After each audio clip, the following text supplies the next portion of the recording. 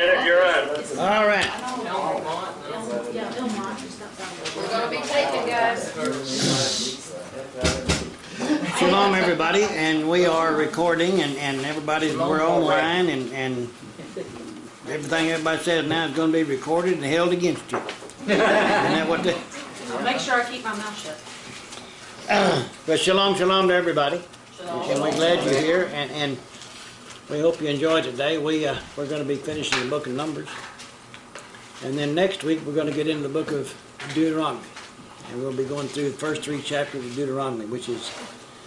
I hate to leave one book, but it's always nice to get on another one, you know. And somebody asked me one time, said, do you ever teach New Testament? Every week. And I'm thinking, well, kind of, sort of. You know, we get over there every now and then, don't we? Yeah. Okay. Baruch atah Yahweh Eloheinu melech haolam asher kadeshanu b'mitzvotav v'tzivanu leshmoah kol shofar. Blessed are you, Yahweh Eloheinu, King of the universe, who has sanctified us by his commandments and commanded us to hear and respond to the call of the shofar.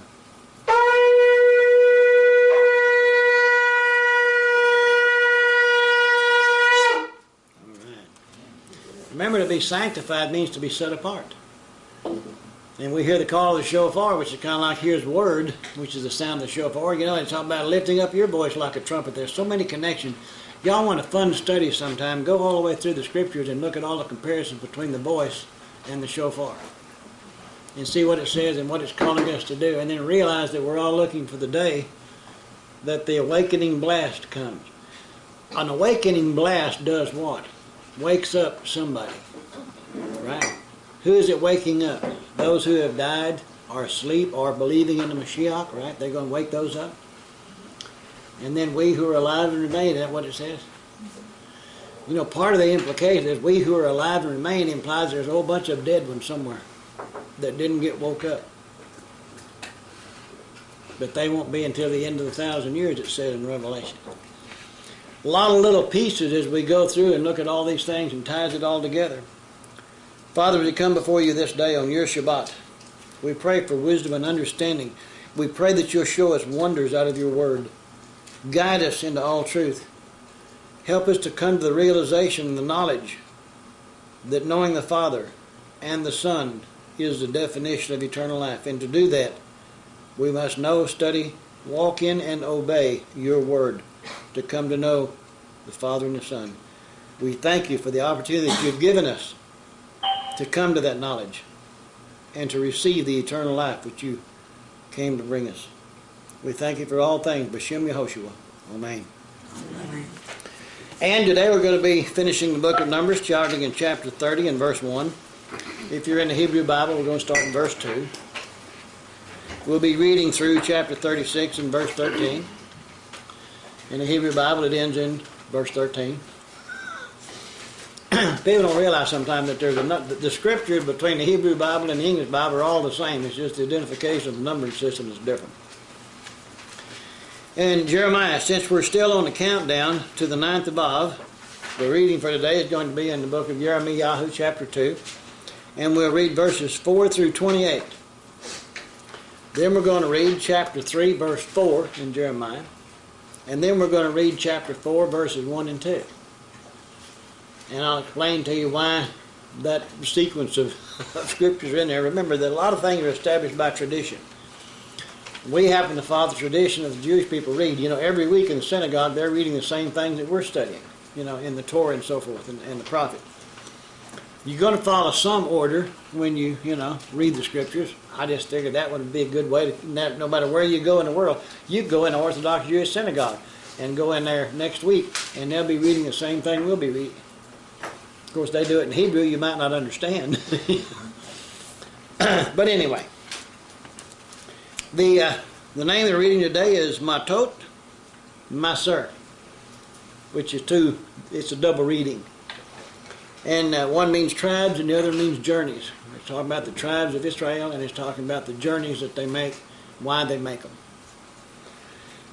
In verse 1 of Numbers chapter 30, he said, Then Moshe, actually in the Hebrew it's just got a and Moshe. spoke to the heads of the tribes concerning the sons of Israel, saying, this is the thing which Yahweh has commanded. That word thing is a number 1697. It's kind of an interesting concept when we look back at the translators, and the translators chose this word thing to put in there, and the Hebrew word there, 1697, is davar, like D-A-A-V-A-R, davar. It's the same word that's actually used in the title of the next book that's called Deuteronomy, which in Hebrew is called Devarim. Devar means word or thing or matter. Devarim is masculine plural for many words or many things or many matters. So he's saying here, this is the thing, or this is the word, or this is the matter which Yahweh has commanded. If we begin to get a hold of, here he said, this is the thing which Yahweh has commanded. This is different from the 10 so-called commandments, right? The 10 words, the 10 Devarim. Everything that Yahweh says and told us to do is that a commandment. Let me put it another way. Everything that Yahweh told us to do something, He's had something He's commanded us to do to be obedient to Him. If we do it, are we showing obedience? It's kind of like if you're going down the highway and you're driving a car. It's a whole lot better to go down the highway in a car than walking. But if the speed limit sign says 55, if you're doing 55, are you being legalistic or obedient?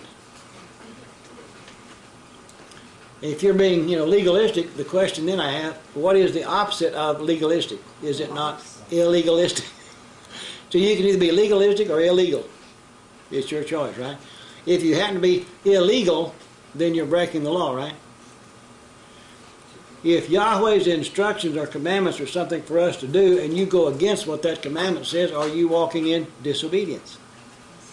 So then you are disobedient His instruction, okay? And since His word has been translated by the word law, then over in 1 John he says that what? Transgression of the law is sin. Didn't anybody ever understand the simplicity? If you disobey what Yahweh said, you're into sin. And there's so many people talking about that old law done away with, that my question is, what's the new definition of sin?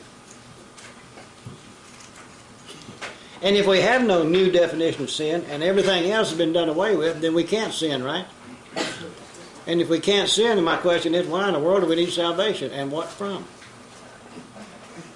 Now, if He came and delivered us from all of our past sins, and then there's so many times Messiah said, go and sin no more, then He must have thought there was something that we could do to sin.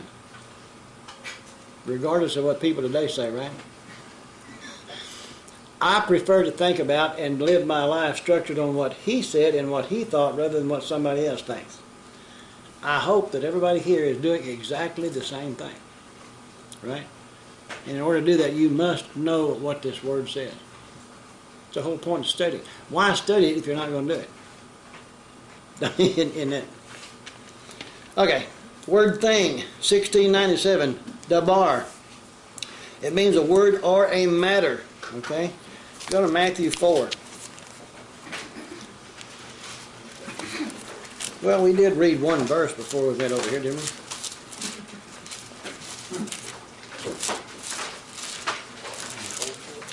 Matthew 4:4. Some people know me too well.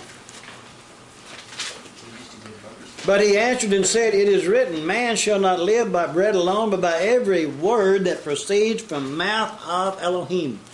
That word, by every word, the word, okay? In the Greek there, the number is 4487. It is the Greek word rhema. Now, everybody knows what rhema is. I mean, people get a rhema word, or they got these ministries called rhema word, or rhema this, or rhema that. And I don't know whatever their intention is, but this is the Greek word that's applied in this passage, and he says, man shall not live by bread alone, by every word, every rhema that proceeds from the mouth of Elohim. How can you do that and throw out 2/3 of the Bible, or the Scriptures? That word rhema, if you look at definition, and this is my paraphrase on this definition, what is or has been uttered by the living voice. You ever thought about that? What is or has been uttered by the living voice. Every word that has been spoken by the living voice, whether it's Yahweh or Yehoshua speaking to us, or if it's Yahweh speaking through a prophet, or Yehoshua speaking through whatever, that word that came down to us and recorded in the Scriptures is what we're supposed to live by. Isn't that what this verse is saying? And these are the words coming out of Messiah's mouth. And he didn't say, until I die, then you can live however you want to. He didn't say that, did he? Go to Ephesians chapter 5.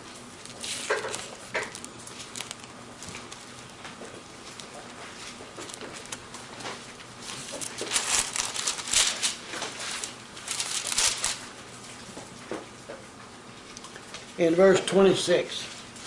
Now I guess we need to back up to verse 25 to get the whole thing so we don't just split, something here.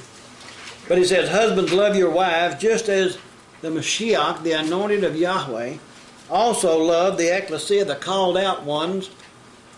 Makes a big difference instead of saying church if you say he loved the called out ones, doesn't it?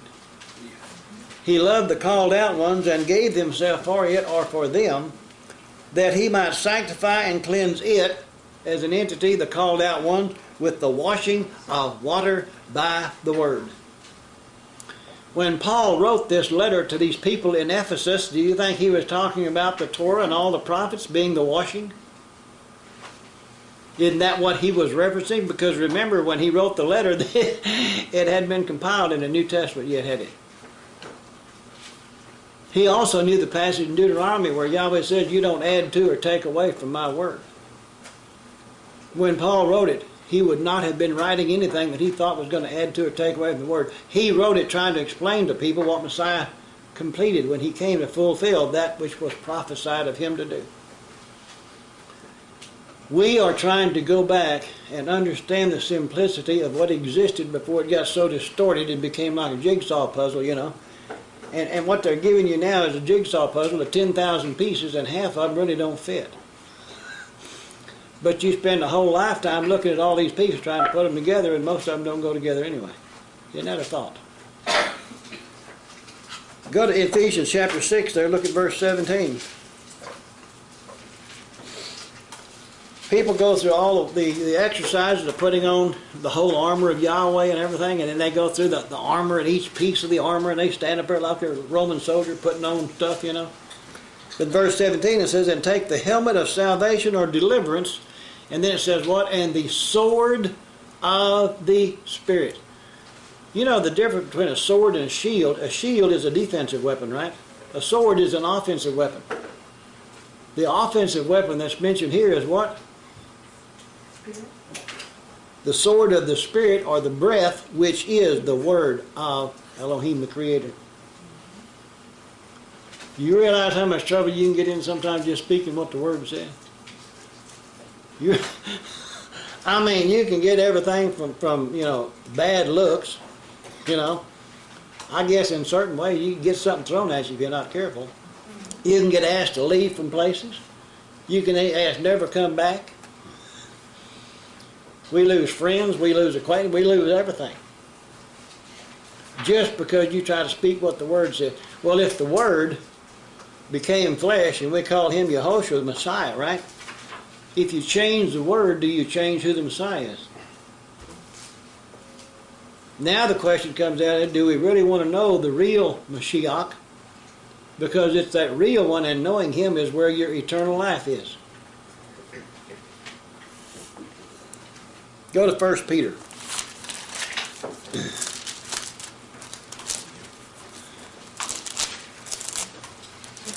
In chapter 1.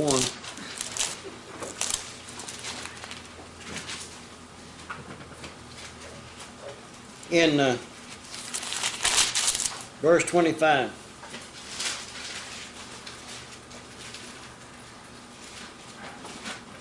But the word of Notice it's got this word Lord here, L-O-R-D, all in all caps in most English Bibles.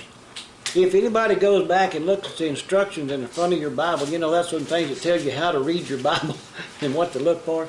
It will tell you that this is a rendering from the real name of Yahweh, is what it was. So what this really said, the word of Yahweh endures forever.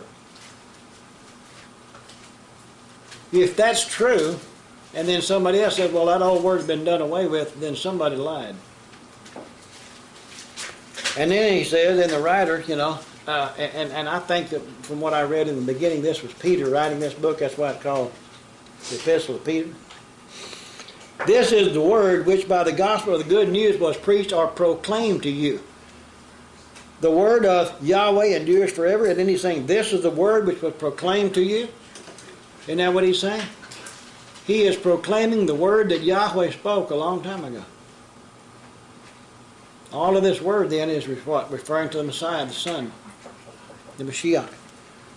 1 Peter chapter 1, verse 25. Did I give you the verse number? Yes. Okay.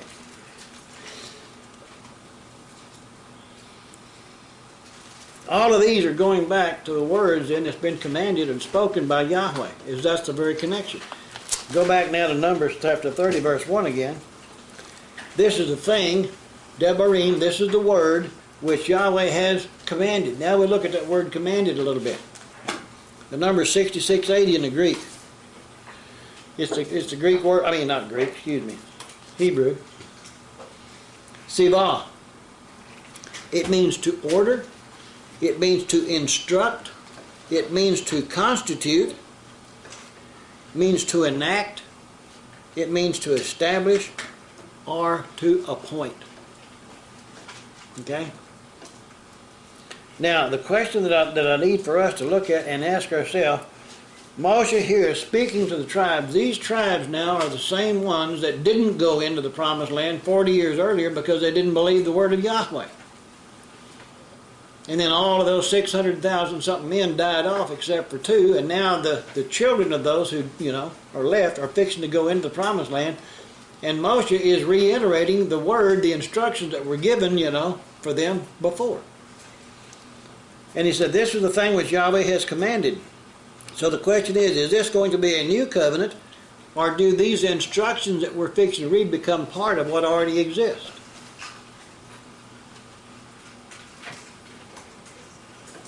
So many people are out here worried about, we got a new covenant, or we got an old covenant, or we got this kind of covenant, or he broke one covenant, we just have to live by the second covenant, or we're going to live by the fourth covenant, or the fifth covenant. And then you got the Adamic covenant, the Edenic covenant, and the Noachic, that's a hard one to say, the Noachic covenant.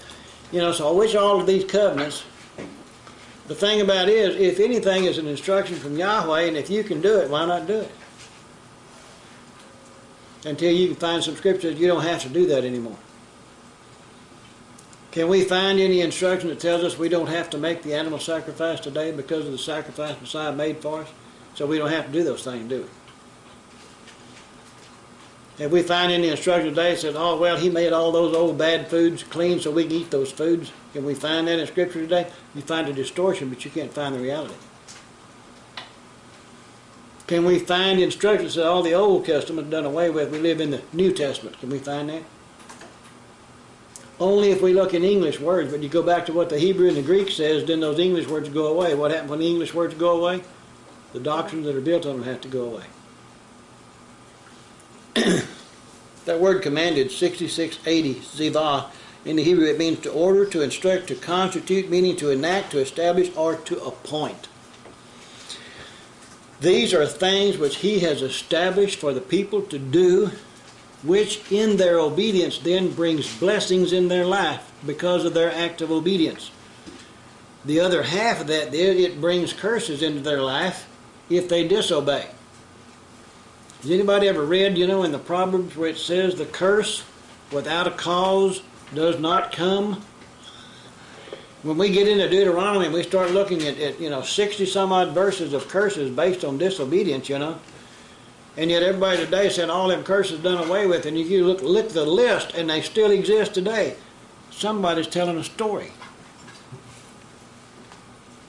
the law or the Torah or the instruction that He's giving us is made up of verdicts, directions, instructions, rules, penalties, and judgments. That includes a history of the people in regard to what they did or didn't do, which gives examples to us for our understanding of why you should obey in the first place. Paul writes everything that was written before was written for our learning. Did he say that? Paul wrote a letter to Timothy, and he told Timothy, study to show yourself worthy, a workman rightly dividing the word of truth. Was he telling him to study this letter? Or was he telling him to study the word, the prophets, the Torah? That's what he was telling him to study.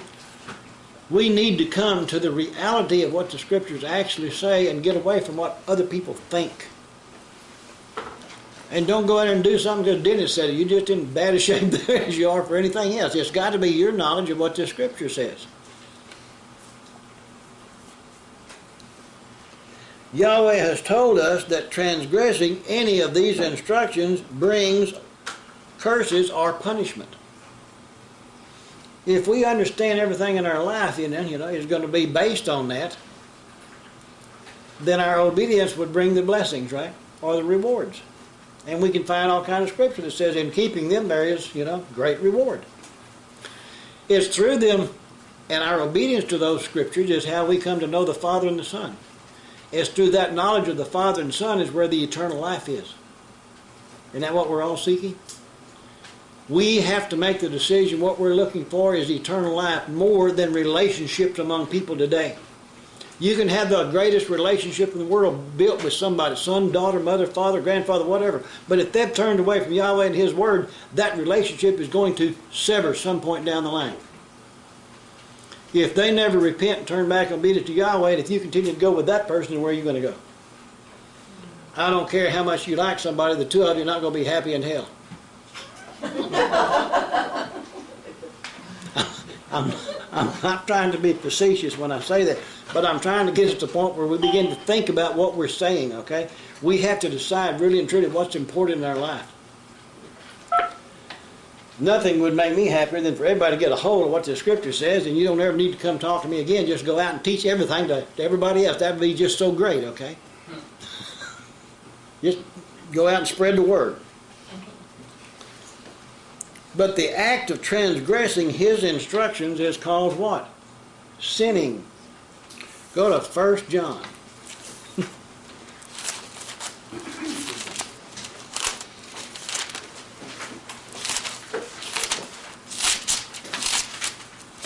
Now, if somebody's thinking that I've taken that one verse over there where it talks about this is the word that Yahweh commanded, if you think I'm taking that verse and excuse to show all these other scriptures about, what He says do, you're right. That's exactly what I'm trying to do.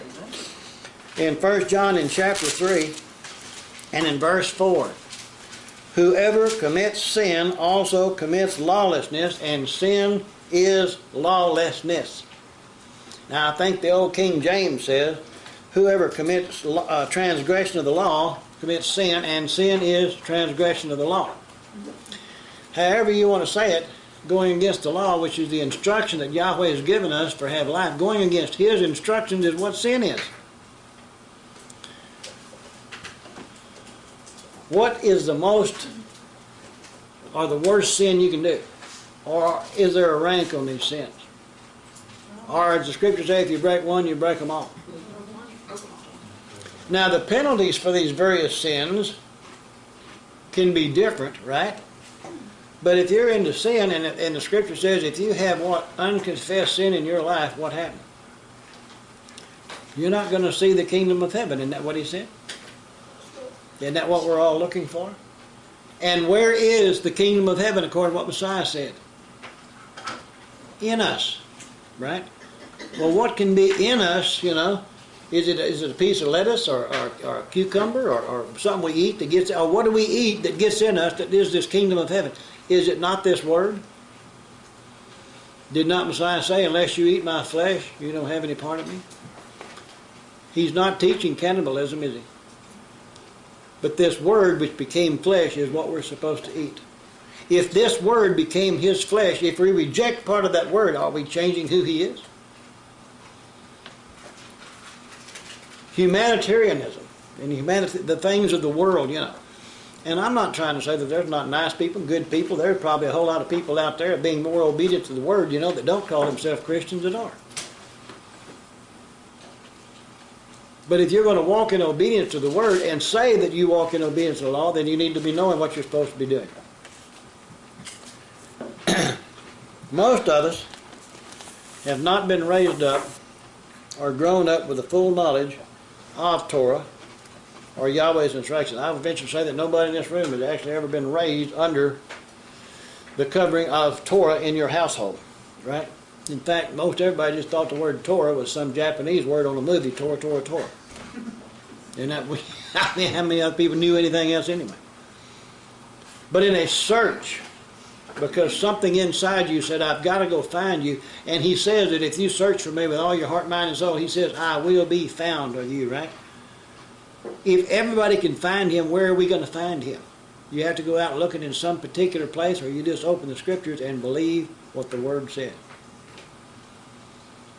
Regardless of what translation you may be reading in, and we all got different Bibles, eventually he's going to bring you to the truth, and you start seeking, and you go back and find out what he really said. Then it doesn't matter what your translation is, because now you're back into Hebrew or whatever he's quoting from to say. The Hebrew Bible was canonized 400 BC and ended with the book of Malachi. The New Testament scriptures weren't canonized until around 200 AD, so between those two periods, you got 600 years. I guess nobody could ever get delivered because they didn't have the New Testament. Isn't that what we're made to think? Awful lot of those people got delivered when Messiah came. When Messiah came, all those people had to talk about what was what we call the Old Testament. What Messiah taught was Old Testament. He gave us an understanding deeper, richer, fuller of what the Old Testament says, right? The Torah. But he never said, in fact, he did say, don't even think that I came to abolish it. The law or the prophets, isn't that what he said? How many people believe that?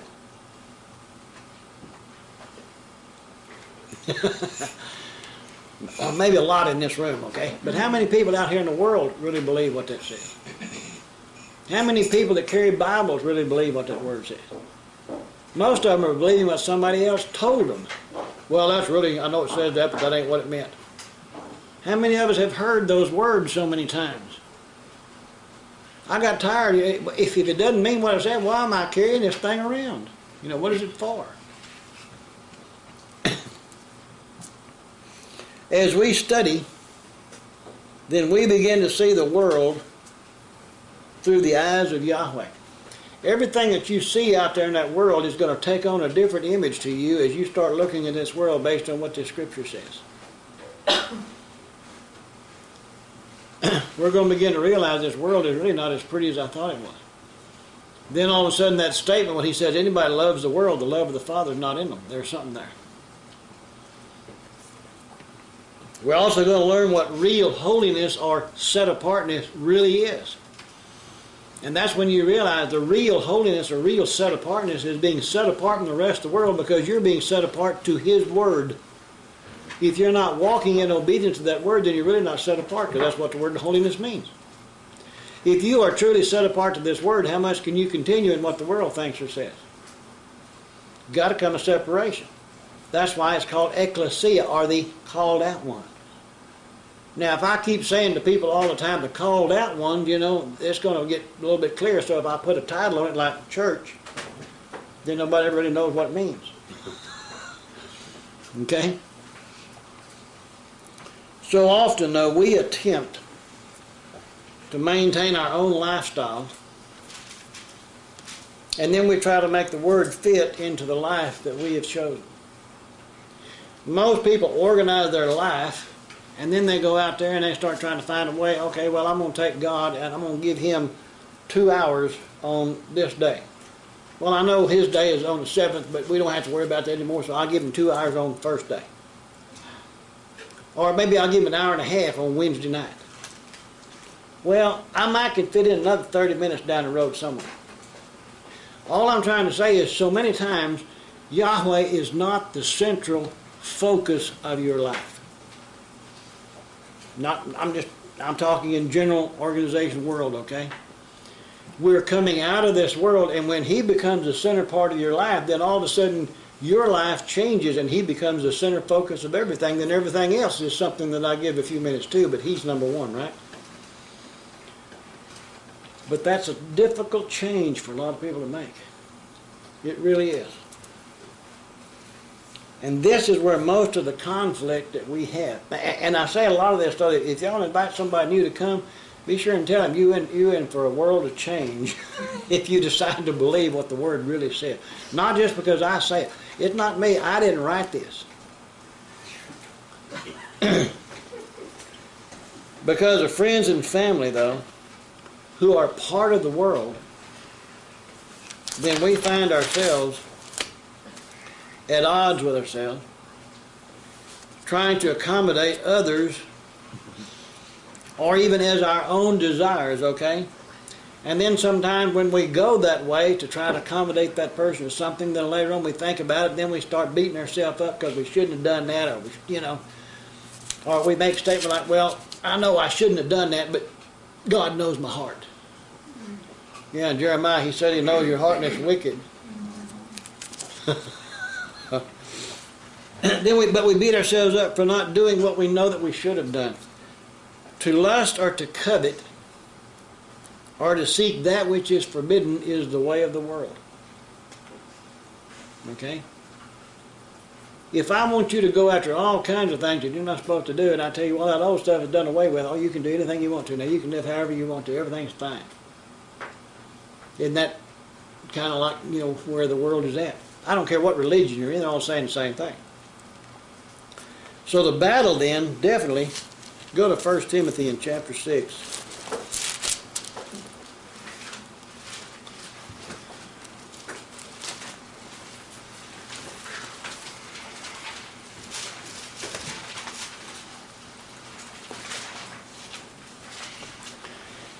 The reason I'm bringing this up in regards to this passage in Deuteronomy, in Numbers, these people are getting ready to go into the promised land, okay? And what Yahweh is telling these people, you're going to have to walk in obedience to all my words. In fact, He says, if you don't keep all my words, what's going to happen when you get in the promised land? The land will vomit you out. Isn't that what it says? There's a place over in Revelation where it talks about people coming to Him right now, which we're probably closer to Revelation right now than we are back to the book of Numbers. But the same thing exists. And that's what He says, I wish that you were hot or cold, but because you're neither hot nor cold, you're just kind of mediocre running around out there. He said, what am I going to do? I'm going to vomit you out of my mouth. Isn't that exactly the same thing He told the children of Israel when they come in the land? And it's based on obedience or disobedience, is it not? We have to get it into our head that our obedience to His Word is where our life and eternal life is. What's the opposite of that? In 1 Timothy 6, he writes, let as many servants as are under the yoke count their own masters worthy of all honor, so that the name of Yahweh and His doctrines or teachings may not be blasphemed. What do you think is happening to the doctrines and the teachings of Yahweh and Yehoshua today are? Are they being blasphemed? What greater blasphemy is there than to say, oh, that word doesn't matter anymore? The book of Daniel, when it talks about the Antichrist, is talking about this Antichrist is going to reward those people who will what? Disobey the Word. Disobey the Torah. Who is the greatest teacher of disobedience of the Torah today? Organized religion. Verse 2, and those who have believing masters, let them not despise because they are brethren or brothers, but rather serve, because those who are benefit are believers and beloved. Teach and exhort these things. If anyone teaches otherwise and does not consent to wholesome words, the words of our Master Yehoshua the Mashiach, and to the instruction which is according to, most Bibles say what? Godliness or righteousness or what have you? Preference. The number of that word there is 21, what did you say? Preference. Preference. The number is 2150 in the Greek. The word is Eusebia. Okay, it's Greek. I'm not, It means piety. Specifically, it means the instructions for deliverance from the world into the kingdom of Yahweh and eternal life. How does that grab you? If you don't consent to wholesome word, which is according to piety, the instructions for deliverance from the world into the kingdom of Yahweh and eternal life. If eternal life in the kingdom of Yahweh is knowing Him and His Son, and the only way to get that is to study and walk in obedience to this word, and people are saying you don't have to, aren't they what? Robbing you then of the truth? And it says that this person, then, the verse 4, he is proud, knowing nothing, but is obsessed with disputes and arguments over words, from which come envy, strife, reviling, evil suspicions, useless wranglings of men of corrupt minds and destitute of the truth, who suppose that piety is a means of gain. Oh, well, if you do all these things, you can get rich. From such withdraw yourself. Now, piety with contentment is great gain. For we brought nothing into this world, it's certain we can carry nothing out. And having food and clothing, with these we shall be content. But those who desire to be rich fall into temptation and a snare and many foolish and harmful lusts, which drown men in destruction and perdition. For the love of money. Actually, in the Greek, that's one Greek word. It's the Greek word philarguria. Translated in English as avarice. A-V-A-R-I-C-E, avarice. Numbers 53:65. Actually, the definition means to covet. For the love of money, or really the covetousness, is a root of all evil, for which some have strayed from the faith in their greediness and pierced themselves through with many sorrows. Some covet money, some covet other things. Some don't covet money, they just want the money to get the other things that they covet. If they can't get the money to get it, then go steal it from somebody else. Because you covet, you want, right? People will manipulate situations. People will manipulate people. They will manipulate their own lives, their own words, their own ways to get what they want with somebody else. People manipulate people to get what they want from those people. Isn't manipulation the same as witchcraft? Boy, stop and think about those. It's a way to control the world outside of the Word of Yahweh. That's what witchcraft's all about.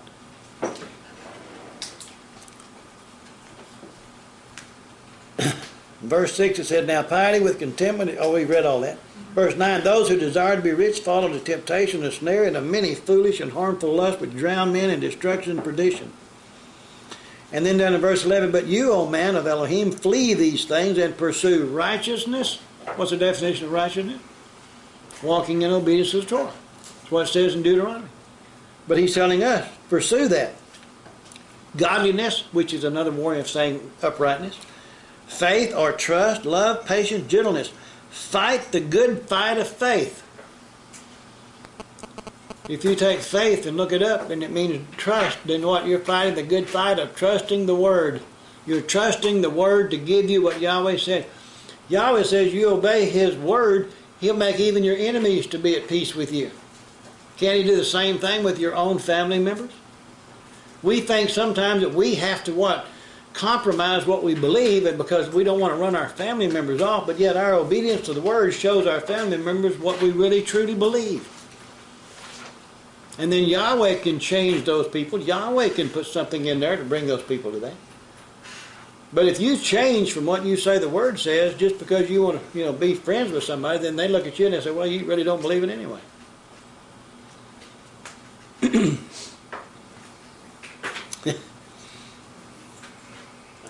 Fight the good fight of faith. Lay hold on eternal life, to which you were also called and have confessed a good confession in the presence of many witnesses. What is this good confession he's talking about? Go to the Gospel of John, in chapter 18.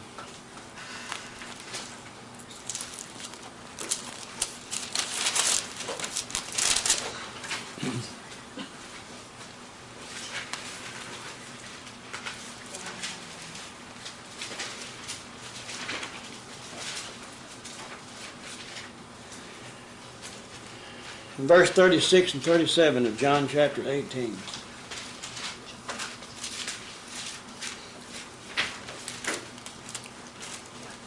Verse 36 says, Yehoshua answered, my kingdom is not of this world. If my kingdom were of this world, my servants would fight so that I should not be delivered to the Yehudi. But now my kingdom is not from here. What he's saying, my kingdom has nothing to do with this fleshly world. People are fighting all over the place trying to, whatever it is they're trying to get. Verse 37, Pilate therefore said to him, are you a king then? Yehoshua answered, you say that I am a king. For this cause I was born, and for this cause I have come into the world, that I should bear witness to the truth.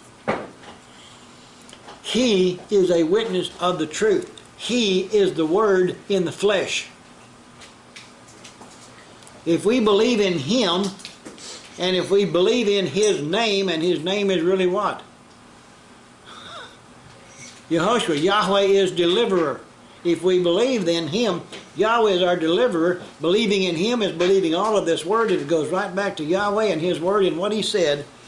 I should bear witness to the truth. And He said, everyone who is of the truth hears my voice. Messiah said, if I go away, He said, I'm going to send you another comforter. Even what? The Spirit or the breath or the Word of truth. You're going to be immersed in His Word. People like to think about, oh, I'm totally immersed in the Spirit of Yahweh. That's the breath of Yahweh. That is His Word. You can't be immersed in the Spirit of Yahweh and reject His Word. Okay? Am I saying that Yahweh can't put a word into your head and have you hear it sometime? Yes, He can. You just need to make sure it's from Him and it matches what this Word says, because in the Spirit of Yahweh is never going to tell you something that you can't find in the Word. Okay? That's the whole test. But until we know what this Word really says, how do we test what we hear? How do you test the spirits of somebody else? How do you know whether somebody's telling you a lie or telling you the truth? If you don't know what this Word says, you'll never know.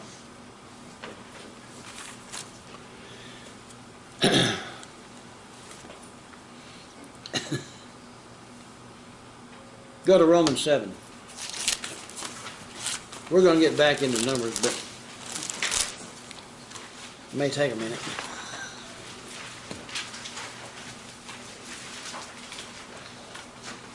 Verse 7.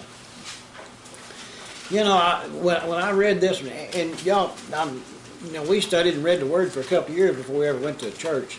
And when you get a little study in there, and then people start saying things, you remember, well, I read, then you go ask the pastor about it. He says, well, I know it says that, but that ain't what it means. Verse 7, Romans 7. What shall we say then? Is the law sin? When you talk to people about trying to go back and walk obedience to the law, they look at you like, well, you crazy? You've dumped everything trying to go back.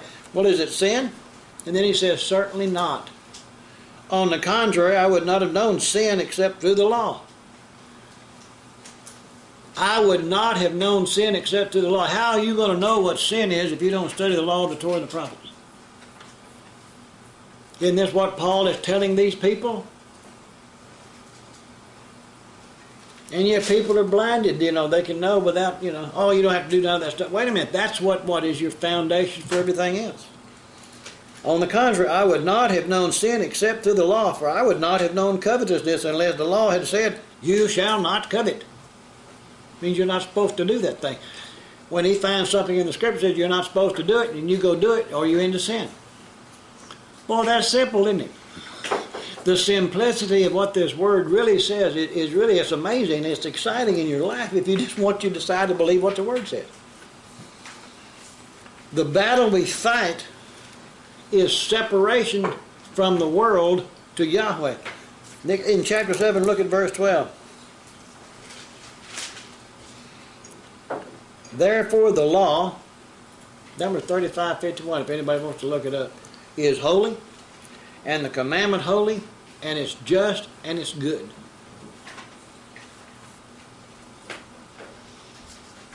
That ain't bad then, is it? If the law, is holy or set apart, then if I walk in the law, I'm being set apart. If it's holy, and I walk in the law, and it's holy, it's going to make me holy. The commandments are holy, and they're just, and they're good. All these things that we're looking for. But the enemy, what does he come for? But to steal, kill, and destroy. If he can pull all this stuff away from you, And then even Galatians, Paul writes, who has blinded you? The whole thing is a distortion. Go to 2 Corinthians.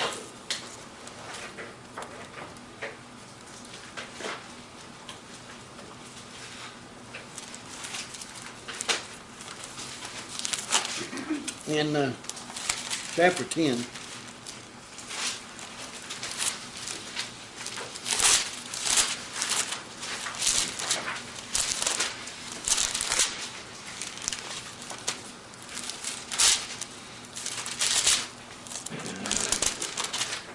Second Corinthians chapter 10, in verses 3 through 6. As we read these passages of scriptures, which are read on a weekly basis by people in organized religions and so forth, but they're taken out of context. Verse 3 says, for though we walk in the flesh, we do not war according to the flesh. Your battle is not in fleshly things. Verse 4, for the weapons of our warfare are not carnal or in the flesh, but mighty in Yahweh for pulling down strongholds. Verse 5, casting down arguments and every high thing that exalts itself against the knowledge of Yahweh. If you read a scripture that it says such and such about Yahweh, and somebody or something else comes along and says, no, that's not what it means something else, which one are you supposed to cast down? That which exalts itself against the knowledge of Yahweh. What's the definition of eternal life? To know the Father and the Son, right? This has a big bearing then on our eternal life, does it not? Casting down arguments and every high thing that exalts itself against the knowledge of Yahweh, bringing every thought into captivity to the obedience of the Mashiach. Not obedience to Him, but to the same obedience that He had. Do you see a distinction between those two? Messiah walked in total obedience to the word of Yahweh. If He hadn't, He'd have been a sinner, right? He couldn't have delivered us, could He? So we must have the same obedience that He had, to the obedience of the Mashiach. Not, what He said, but like Him. If we're supposed to walk in His footsteps, we're supposed to be like Him, do things like He did, right? You can't be like Him and do something different. If He walked in obedience to the Torah, we can't say we're coming like Him and do something against the Torah. Those are what? Totally opposing thoughts. Verse 6, and being ready to punish all disobedience when your obedience is fulfilled. Most of us have learned things from the church over the years that we're out to punish everybody else. We're going to get on to them. We're going to say something. We're going to put them down. We're going to hurt. We're going to stick a knife in them. We're going to do all kinds of stuff because we can do it. But what about getting our obedience perfect first? We're ready to condemn other people, but ain't none of us perfect. If we wait until we're perfect, we might not ever say anything bad about somebody else. Or to somebody else. Being ready to punish all disobedience when your obedience is fulfilled. Can anybody here raise their hand and say, oh, my obedience is totally complete? Anybody anywhere else do? Okay. Go back to 1 Peter in chapter 4.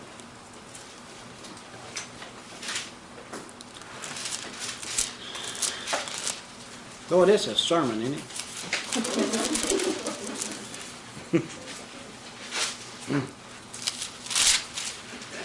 1 Peter chapter 4, verses 15 through 19. It's amazing to me how many people that claim, oh, well, we only live according to the New Testament. They don't even know what the New Testament said, let alone the Torah or the prophets. 1 Peter chapter 4 and verse 15, let none of you suffer as a murderer, a thief, an evildoer, or as a busybody in other people's matters. Yet, if anyone, as a follower of the Mashiach, let him not be ashamed, but let him glorify Yahweh in this matter. For the time for judgment to begin at the house of Yahweh. And if it's with us first, then what will be the end of those who do not obey the gospel or the good news of Yahweh? Now, if the righteous one is scarcely saved, where will the wicked and the sinner appear? That word wicked there is a number 7563. I'll let y'all look it up to see what it means. What he calls the wicked. Verse 19, therefore let those who suffer according to the will of Yahweh commit their souls to Him in doing good as to a faithful Creator. If you're out here walking in obedience to Yahweh's word, right, then you can expect Him to take care of you, right? Because that's what He said. If you'll do this, I will do such things. Then you can expect Him to take care of you in your life. But so many times, we are out here trying to do something and make it like it's supposed to be in our own efforts. And that don't work.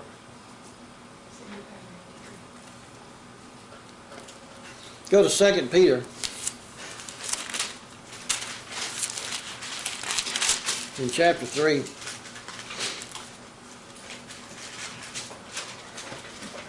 Starting in verse 14. He said, therefore, beloved, looking forward to these things, be diligent. How many people know what diligent means? Well, if I get around to it every now and then, that's not exactly diligence, is it? But diligent means what? You stand with it until you get it. Therefore, beloved, looking forward to these things, be diligent to be found by Him in peace, without spot and blameless. And account the long suffering or the patience of Yahweh is salvation or deliverance, as also our beloved brother Paul, according to the wisdom given to him, has written to you, as also in all his letters. He didn't say in all his scriptures he wrote, he is in all his letters.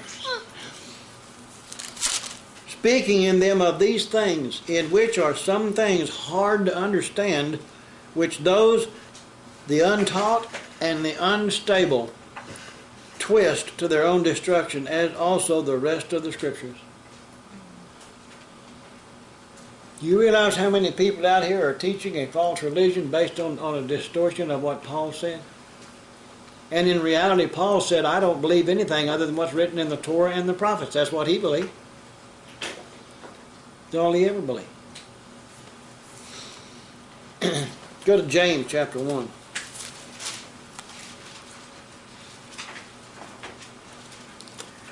I would submit to you that as you begin to study Torah and you begin to walk in obedience to what this word says, and you come back and read these letters in what's called the New Testament letter, these New Testament letters, according to the Torah and the prophets, will take on a whole new understanding and a meaning.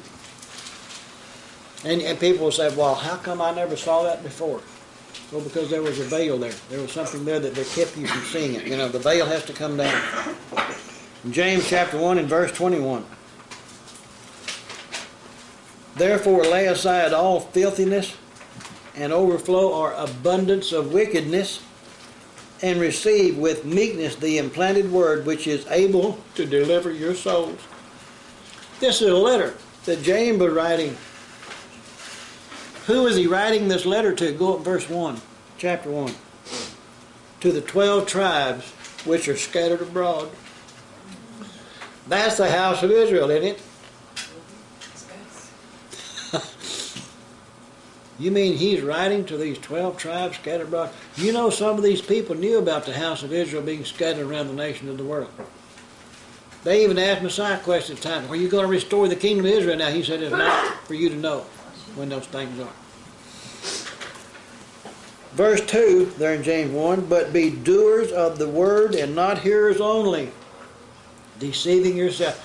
He's not saying being a doer of all these letters that's being passed around. He said be a doer of the word. He's talking about the word which was established, in Genesis through Malachi. That's what he's saying, be a doer of it. If he's writing to say be a doer of that word, then how come people today are saying you don't have to do that word?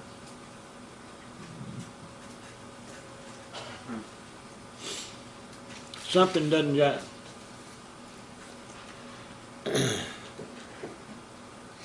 As we continue to press in, as we continue to study and learn this word, then we know that we are learning and that we are growing in this word, and we know that this word is beginning to grow and come alive in us. Isn't that the definition of eternal life? It's based on you in this word and staying with it. A lot of time people turn away real quick because of some hurt or something that feels good or something, But if you hang in there and remember, it's diligence. It's something that you do, and it's day in and it's day out. The most mundane things. Sometimes it just seems like, oh yeah, I can't go on with this. But you have to what? Just chutzpah, you know, intestinal fortitude. That means suck it up and do it, right? Okay. Go back to Numbers. We go on verse 2. Y'all are good. Y'all remember what verse 1 was? Moses spoke to the heads of the tribes concerning the sons of Israel, saying, this is the thing, the word, the matters which Yahweh has commanded. He's going to go on now and begin to list all these things. But in verse 2, if a man vows a vow to Yahweh or swears an oath to bind himself by some agreement, he shall not break his word. He shall do according to all that proceeds out of his mouth. I got to ask everybody a question. Do you expect Yahweh to keep his word to you? If we're going to be like him, then shouldn't we keep our word? Isn't that simple? If you're not going to keep your word, don't give it. Okay? If you start trying to ask somebody or get them to commit to something, if they don't think they can do it, don't push them to make a commitment that they might not can keep. That literally there, bind himself, those two words, if a man vows a vow or swears an oath to bind himself, those two words in the Hebrew, literally it reads, la'akor, isar, al-nafsho. The meaning of that word means to yoke an obligation to your soul.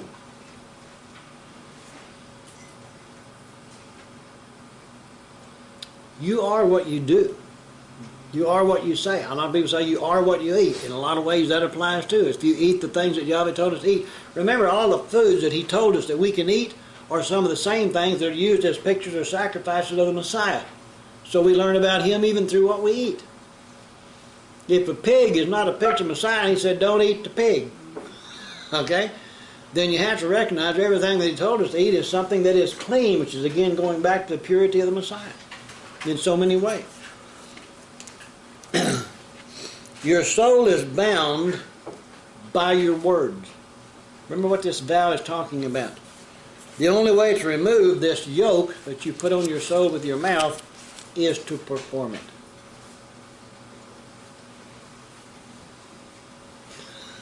Okay? Think about that. Go to the book of Ecclesiastes. It's over right after Song of Solomon. A lot of people don't ever read the book of Ecclesiastes, but it's got some really, really good stuff in it. Ecclesiastes means the preacher. In chapter 5.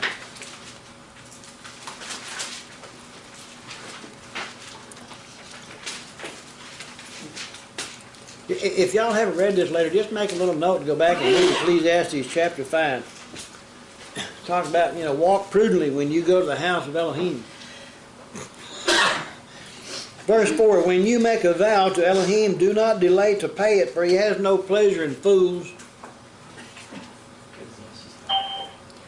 Is that saying that someone makes a vow and don't keep it as a fool? Pay what you have vowed. It's better not to vow than to vow and not pay. Notice verse 6 now. Do not let your mouth cause your flesh to sin, nor say before the messenger of Elohim that it was an error. Why should Elohim be angry at they got the word excuse, your voice, and destroy the work of your hands? People make vows, should they keep them? If you're not going to keep it, don't make the vow in the first place. Is it a sin to not vow? Of course not. Go to Deuteronomy 23.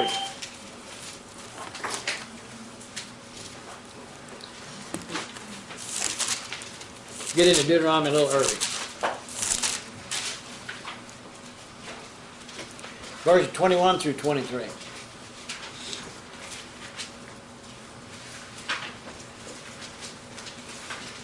Deuteronomy 23 and verse 21. When you make a vow to Yahweh your El, your Creator. You shall not delay to pay it, for Yahweh your El will surely require it of you, and it would be sin to you.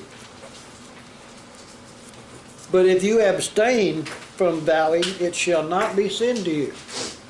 Now that's pretty clear, isn't it? Verse 23, that which is gone from your lips you shall keep and perform, for you voluntarily vowed to Yahweh your El what you have promised with your mouth. Doesn't that saying then, like a vow is the same as a promise? If you promise, oh, I promise so and so and so and so, right? Have you ever talked to people that say something to you and say, oh yeah, I swear it. You know, hey, if your word is always true coming out of your mouth, you don't have to say something about like I swear it. They would expect you to tell the truth.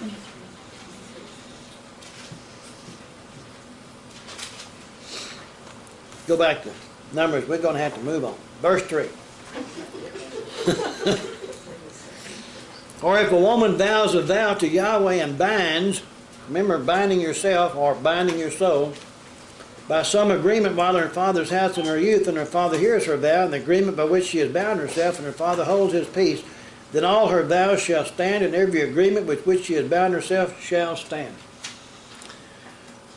Talking about a woman in her father's house. If you'll notice in Scripture, a woman is always under the authority of her father, and the only time she leaves that is when she goes and gets married, and then she comes under the authority of her husband.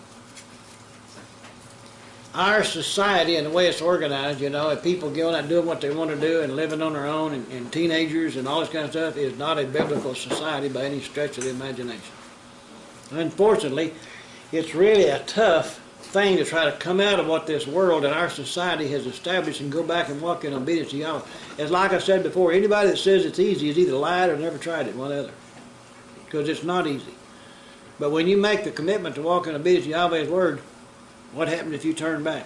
It's just like we said last week, Messiah said, anybody who starts and then puts your hand to the plow and then turns back, he says, what? You're not worthy of me. Anybody loves mother, father, brother, or sister, anybody else more than me is not worthy of me. Many are called, and we read that in the Scripture, many are called, but few are deemed worthy. If you look up that word worthy, you'll find it means many are what?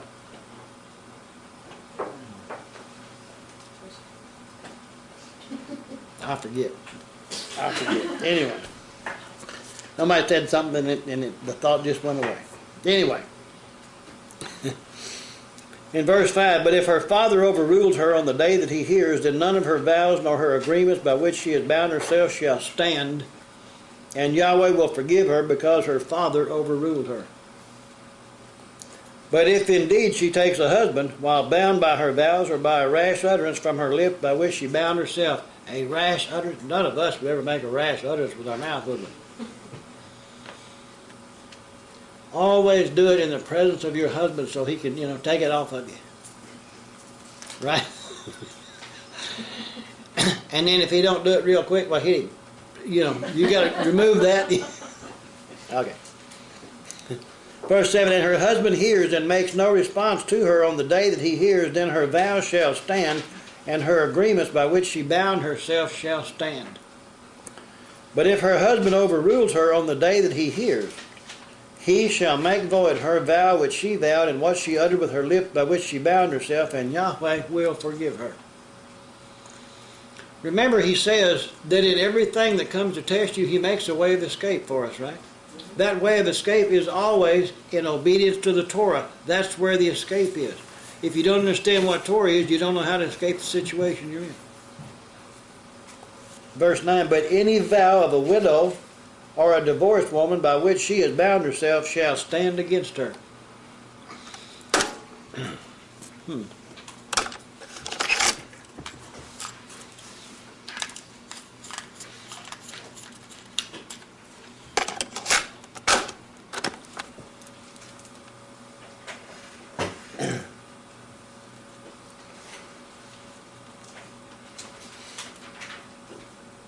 Verse 13, every vow and every binding oath to afflict her soul, her husband may confirm it, or her husband may make it void.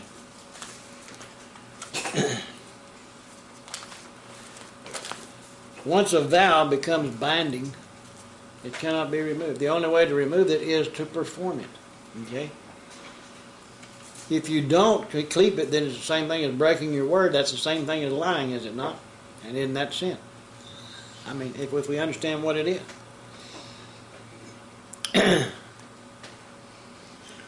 In verse 14, if her husband makes no response whatever to her from day to day, then he confirms all her vows or all the agreements that bind her. He confirms them because he made no response to her on the day that he heard. But if he does make them void after he has heard, then he shall bear her guilt. Verse 16, these are the statutes which Yahweh commanded Moshe between a man and his wife, and between a father and his daughter in her youth in her father's house. There is no other life described here between the daughter and the father, or the daughter and the husband. Do you see the society that this is established? Okay? In regard to this verse 16, Yahweh is not the author of confusion, but He's always the Elohim of order, okay? Everything is got to be in order. If y'all ever noticed that. Confusion comes from something else. At no time does Yahweh imply that a father or a husband should become a tyrant. You hear what I'm saying? There are a lot of men out there who think, well, this woman's got to be in subjection to me, and therefore she becomes a doormat, and she just laid down, and I do what I want to do.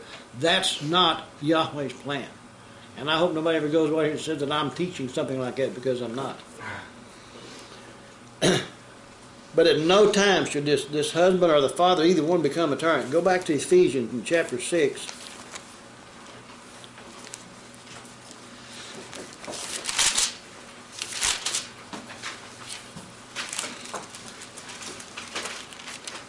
And verse 4. The thing about it is, in our society, and especially here, where people have had the opportunity and the freedom to watch movies and TVs and see all kinds of stuff, some of it they should see, some of it they shouldn't, but whatever. And we see all kinds of movies and stories. We talk about different parents, and different families. And we've seen the movies concerning the Quakers, all the different other religions, the ones that all the other, I can't think of all these different, the Amish and all these different things, and the way they treat their people, the way they treat their children, these kind of things. And a whole lot of stuff, what they do, is not scriptural. But in verse 4 of Ephesians 6, and you, Father, do not provoke your children to wrath, but bring them up in the training and admonition of Yahweh. How many children of parents in this country have been raised up in the admonition of Yahweh? Even in a Jewish family, okay? They're not raised up in the admonition of Yahweh. They're raised up to believe whatever the Talmud said and whatever the elders said.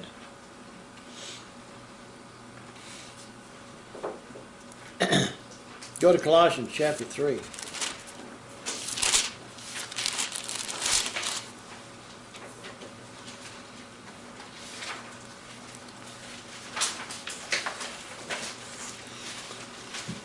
There's so much in what we call the New Testament writings and letters that these people are going back and admonishing the people to walk in obedience to what the Torah says.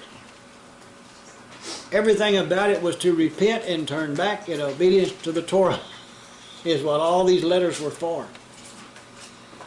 In Colossians chapter 3, in verse 18, wives, submit to your own husbands as is fitting in Yahweh.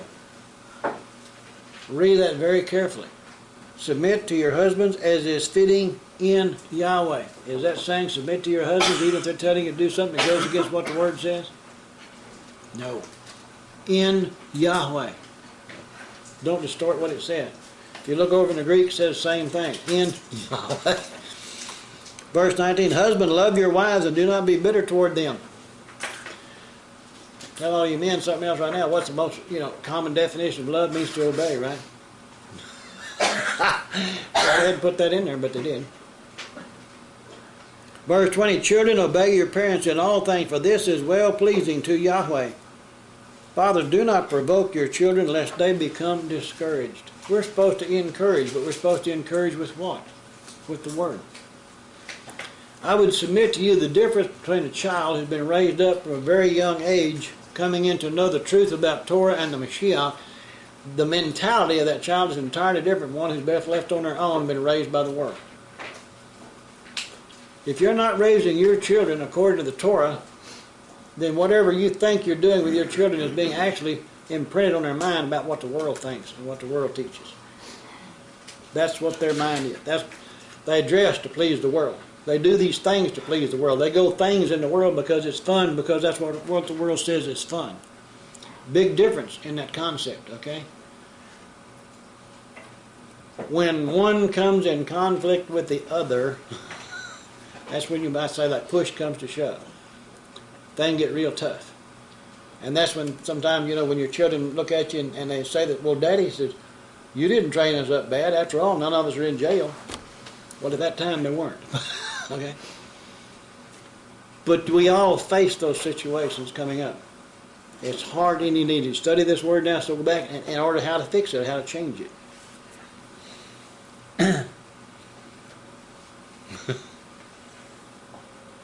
Go to Proverbs 22.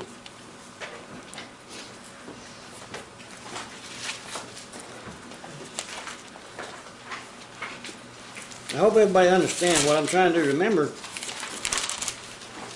I'm looking at people here to learn this word and to go out and to teach other people what this word says, okay? I'm trying to equip you with the arguments on how to fend off some of these things that they're going to come at you with. That's what it's all about. Well, we don't have to do that because Scripture says. No, that's not. I'm trying to give you the understanding. But you need to know you need to know what the Torah says in order for you to do it, okay? But you need to know how to combat some of these things that are being said. In Proverbs 22, in verse 6, train up a child in the way he should go, and when he is old, he will not depart from it. You train up a child in the Torah, and when he is old, he said he will not depart from it. Because the Torah is the way a child should go, right? Parents raise children to what they think is going to be, well, I'm going to instill good values, I'm going to instill this, I'm going to teach them that and everything, and then when they get old enough to do what they want to do, do they stay or do they change or go away or do what they want to do? You never know. It's only through the Torah, the Word, which imprints, and you can get that into somebody which orders their life according to that, and that's why it doesn't change. It becomes part of who they are. The Word becomes who they are. Okay? Look at verse 15 of this same chapter. Foolishness is bound up in the heart of a child. The rod of correction will drive it far from him. Does that mean that you take a bamboo pole and go beat the crap out of it? No. Maybe more something like a willow switch. But what it's trying to say is correction to a child to get him to do something wrong is not going to hurt the child. It's going to drive the evil out. But in our society, what happens if a parent whips a child?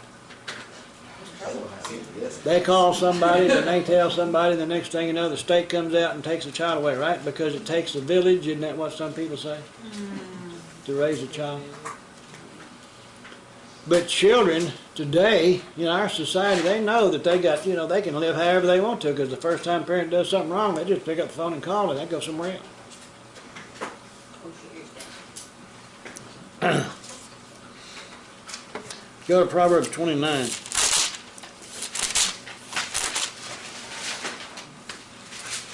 In verse 15.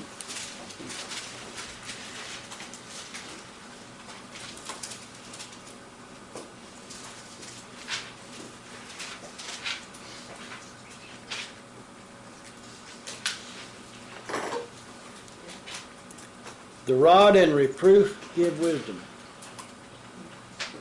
but a child left to himself, it's implied, but left to do whatever they want to do, brings shame to his or her mother. How many children do they really know how to show respect for people? How many children do they really know how to respect to show, for other people's possessions?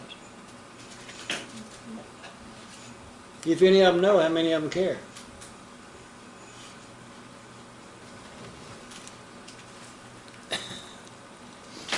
But teaching a child to become a good citizen or a responsible member of the family of Yahweh requires diligence on the part of the parents both to perform it and to teach it. And to say it without doing it is what? It's a waste of time. Go to Deuteronomy chapter 6.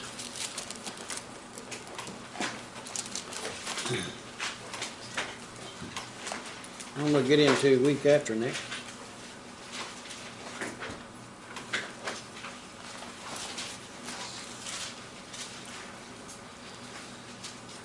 In verse 4, I'm just going to, we'll read this, but remember in the book of Mark, there were some of the people that came to the Messiah and asked him, which is the foremost commandment of all?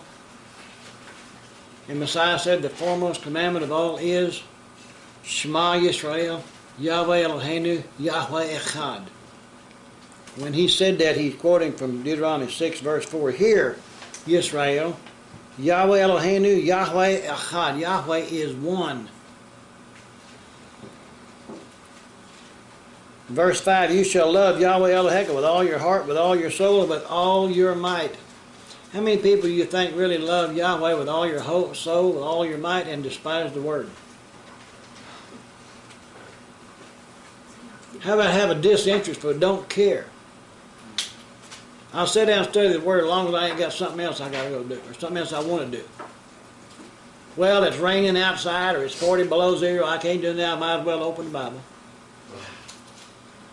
Have you ever heard people in a situation where something gets rough, and it's really bad, and there's nothing that they can do, they've done everything they can, and somebody says, well, we can pray, and says, oh my, has it come to that? That's the attitude that people have, and more especially in this country than any other. Verse 6, he said, these words which I command you today shall be in your heart. Jewish people make this little box.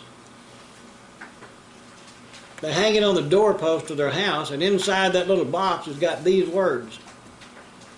Doesn't mean they do it. These words which I command you today shall be in your heart. You shall teach them diligently to your children, and shall talk of them when you sit in your house, when you walk by the way, when you lie down, and when you rise up. Is there any point in the time during the day there where you're not supposed to be teaching your children what these words are? Verse 8, you shall bind them as a sign on your hand, they shall be as frontlets between your eyes. That don't mean put them in a leather box hanging on your forehead and walk around with it. But it means let your every action show the truth of that word in your life. Your footsteps show the path that you follow in obedience to that word. That's how you train children. In your entire lifestyle, everything you do during the day, you're explaining and teaching your children what you're doing, why you're doing it, where it says it in Scripture, and that's what they're supposed to do. Isn't this what these verses say? Now, if you just write something down on a piece of paper, stick it in this box, and nail it on the doorpost, and tilt it so it points toward the inside of the house, that way all the blessing will spill over into the house, you just made a superstition, didn't you? It's not truth. Verse 9, you shall write them on the doorpost of your house and on your gates. Go back to Proverbs chapter 3.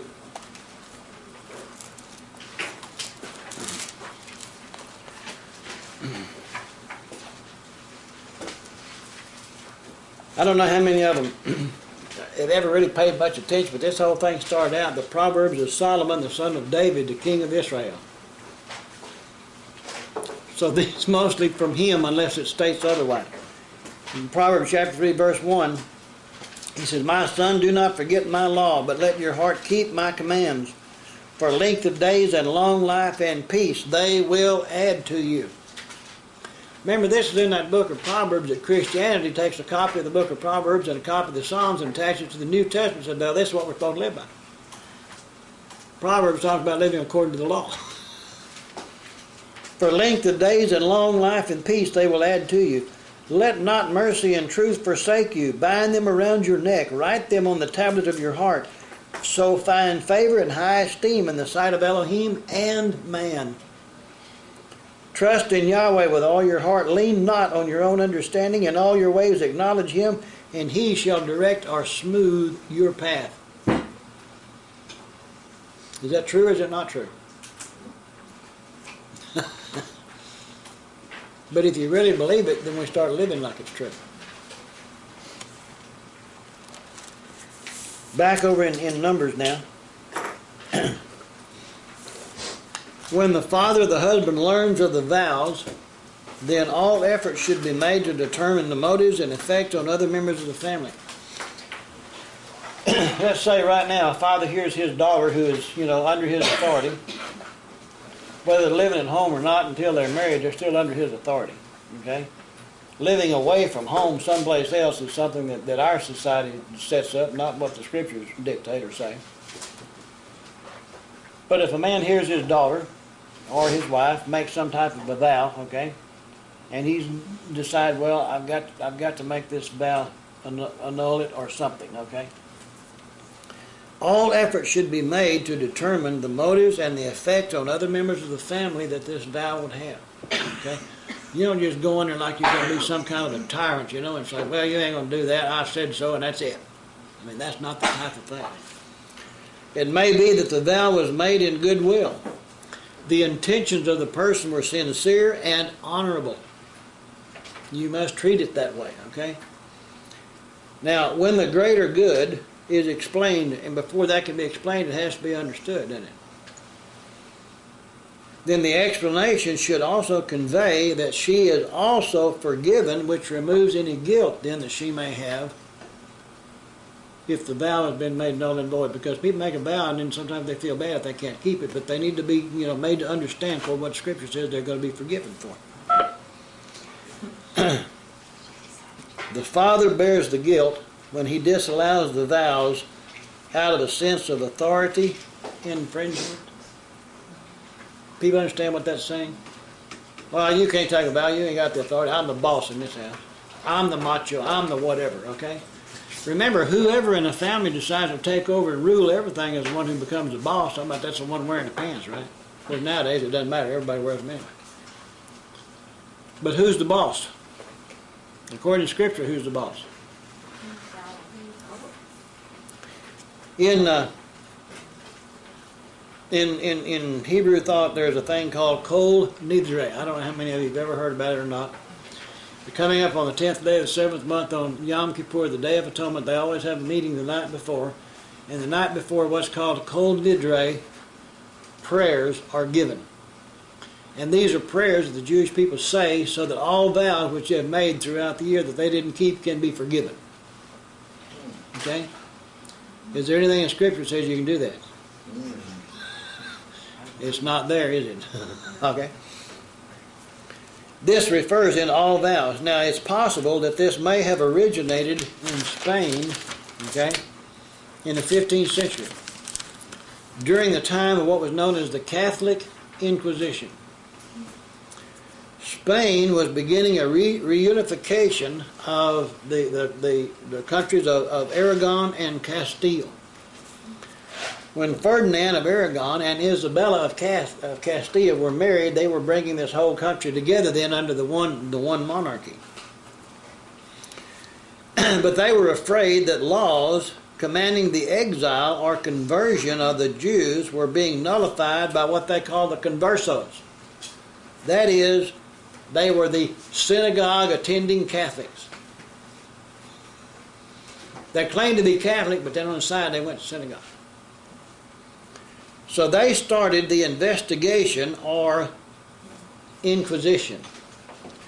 If anybody wants to go back in history on the internet and look up the Inquisition, see the things that were made and the things that were taught and the things that were instilled in people and things that they were forced to confess to. When Reform Judaism began around 1900, in this reform, they abolished this process of these Kol Nidre vows or saying these vows because they said that it negated Scripture, which is really true. This thing still comes up, every so often for discussion among the things. The world began to see these Jews, and they would say these prayers to abrogate the vows, And then they begin to say, well, Jewish people can't be trusted because even if they assign an agreement, they're going to go back then and break it, but then they say go to prayer and it'll all be forgiven, okay? A lot of things then that people do as traditions over the years begin to, teach people things about other people which may or may not be true. We're just now beginning to learn a lot of the things that exist in organized religion and how they came into being who brought them into being and what they really meant as opposed to what we thought all this time that they really meant. That's a hard thing to do. That's a hard comeuppance when you come up against that wall sometimes.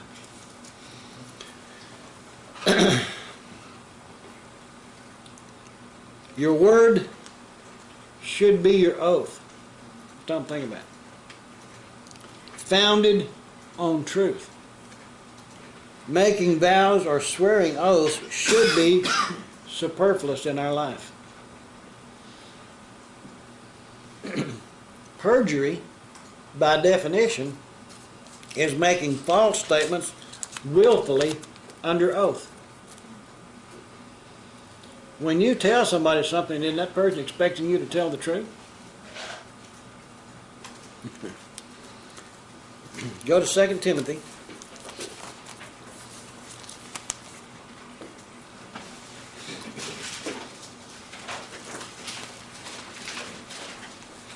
In chapter 2.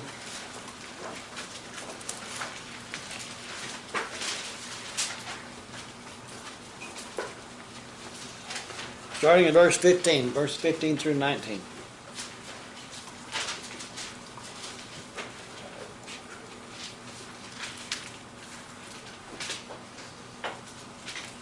He says, be diligent to present yourself approved to Yahweh, a worker who does not need to be ashamed, rightly dividing the word of truth. That's kind of an interesting commandment, isn't it? But shun profane and vain babblings, for they will increase to more. I don't know what the word is in most Bibles. In mine it says impiety. Number 763, asebia. In definition it means wickedness, which will increase to more wickedness. And their message will spread like cancer. Hymenaeus and Philetus are of this sort. Isn't that funny? He says something about these two people who say these things. Who have strayed concerning the truth, saying that the resurrection is already past, and they overthrow the faith of some. Nevertheless, the solid foundation of Yahweh stands, having this seal. Yahweh knows those who are His, and let everyone who names the name of Hamashiach. Actually, if you go back into the majority text in this passage, it uses the name Yahweh. Let everyone who names the name of Yahweh depart from iniquity. And what is iniquity? It is sin. And what is sin? Transgression of the law. Everyone who names the name of Yahweh should depart from any transgression of the Torah. Isn't that a neat thought? And here's this man, Paul, writing to Timothy. You know, the one everybody says changed everything and brought this new religion. Go back to Matthew chapter 5.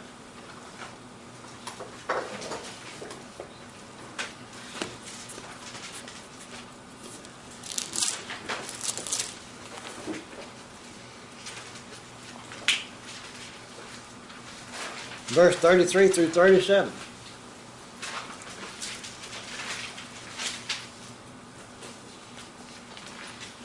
Matthew 5:33. Again you have heard that it was said to those of old, you shall not swear falsely, but shall perform your oaths to Yahweh. But I say to you, do not swear at all, neither by heaven, for it is Yahweh's throne, nor by the earth, for it is His footstool, nor by Jerusalem, for it is the city of the great King. Who's saying this? Don't swear at all. Messiah is, isn't he? Verse 36. Nor shall you swear by your head, because you cannot make one hair white or black. I guess he's not counting those things that are used coming out of a bottle. It's just another people's way of trying to go against what Yahweh said. But anyway, verse 37, he says, but let your yes be yes, and your no, no. For whatever is more than these is from the evil one. Let your yes be yes, your no, no. Say what you mean and mean what you say. Go to the book of James. Did I say something before we started today about occasionally being in the New Testament? James chapter 5.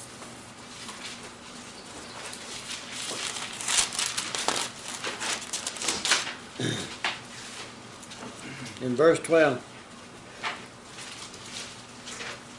But above all, my brethren, or my brother, do not swear either by heaven or by earth or with any other oath, but let your yes be yes and your no, no, lest you fall into judgment.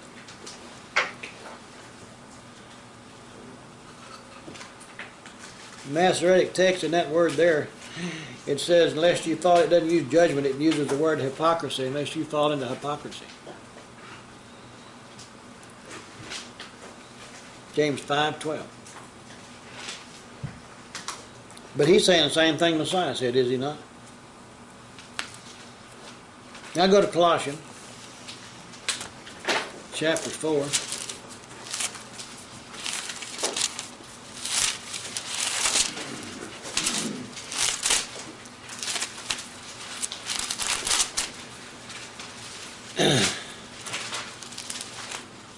In verse 6.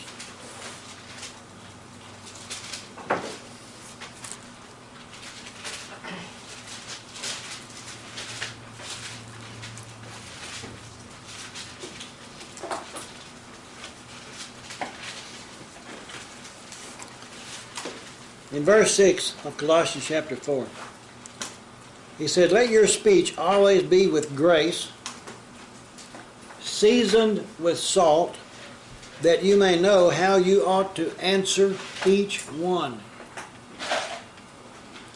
He's telling us to watch the words out of our mouth when we're trying to answer or talk or speak to somebody. We can speak words out of our mouth which condemn somebody or hurt somebody or says something about, well, you're a sinner, if he wasn't doing this, that, he went to hell. Doesn't make people feel too good. Or we can say things that can cause people to understand. We don't always know what's in somebody's heart. The second they die, we still don't know what's in their heart. We don't know what made them change or anything else. All we can do is when we're talking with people is let our conversation be adjusted to the living. Because that's the only thing that we can change. That's the only thing that can receive the Word. And the Word is what changes people.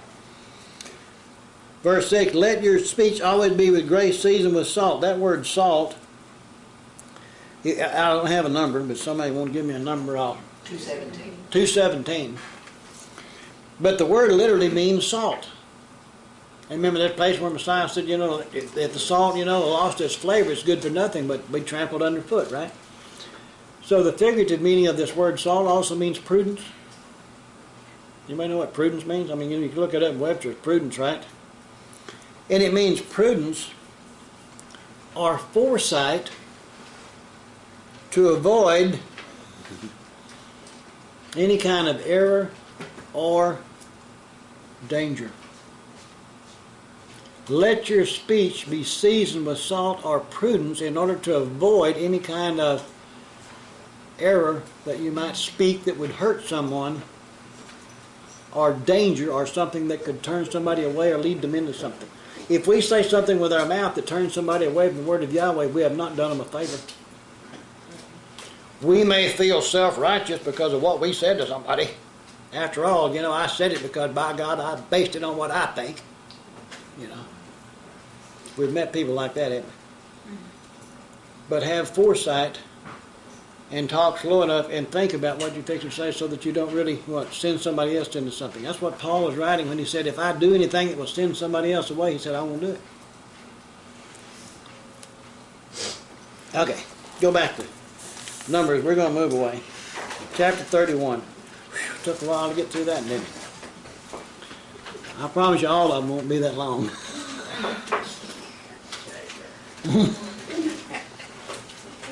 Yeah. Where's the promises? But that's kind of hard, isn't it? Okay. But yet, why don't we understand the importance of the words out of our mouth? We think about the words out of Yahweh's mouth, don't we?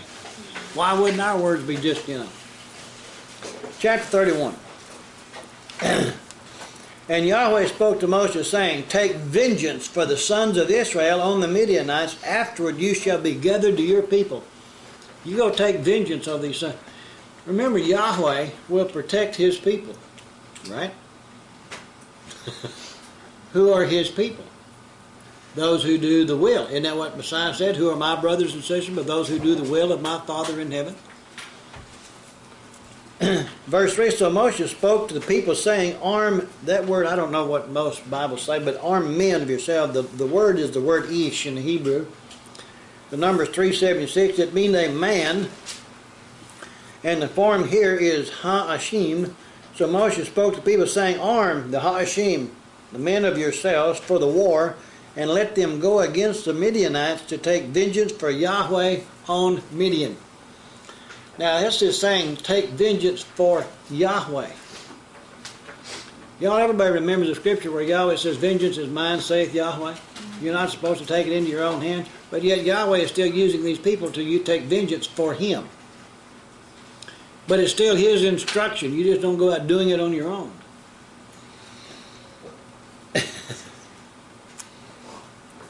Go back to Numbers chapter 25, just a second.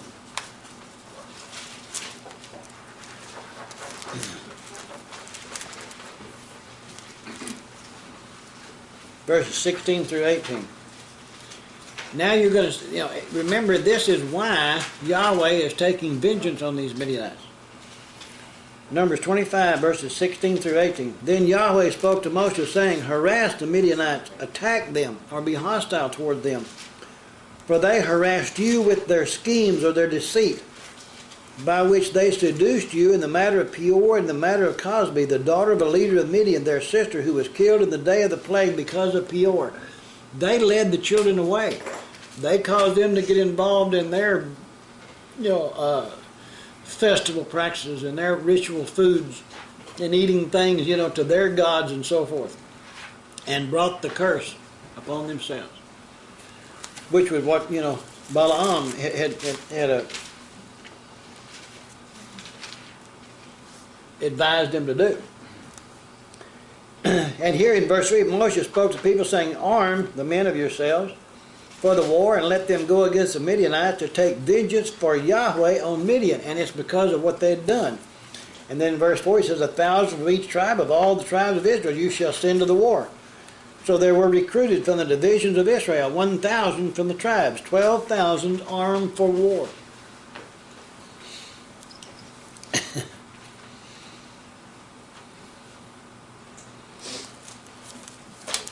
In verse 6, then Moshe sent them to the war, 1,000 from each tribe. He sent them to the war with Phinehas, the son of Eleazar, the priest, with the holy articles and the signal trumpets in his hand.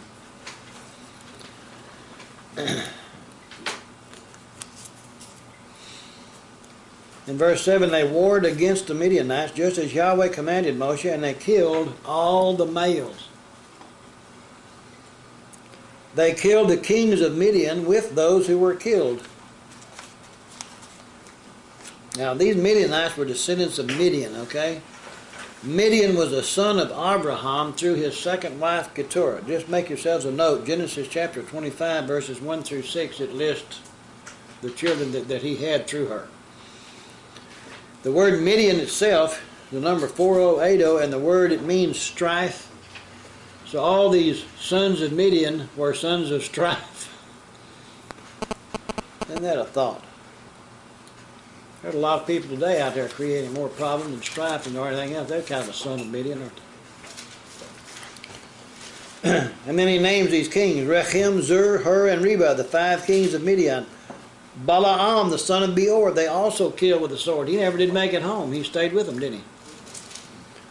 And the sons of Israel took the women of Midian captive with their little ones, and took as spoil all their cattle, all their flocks, and all their goods.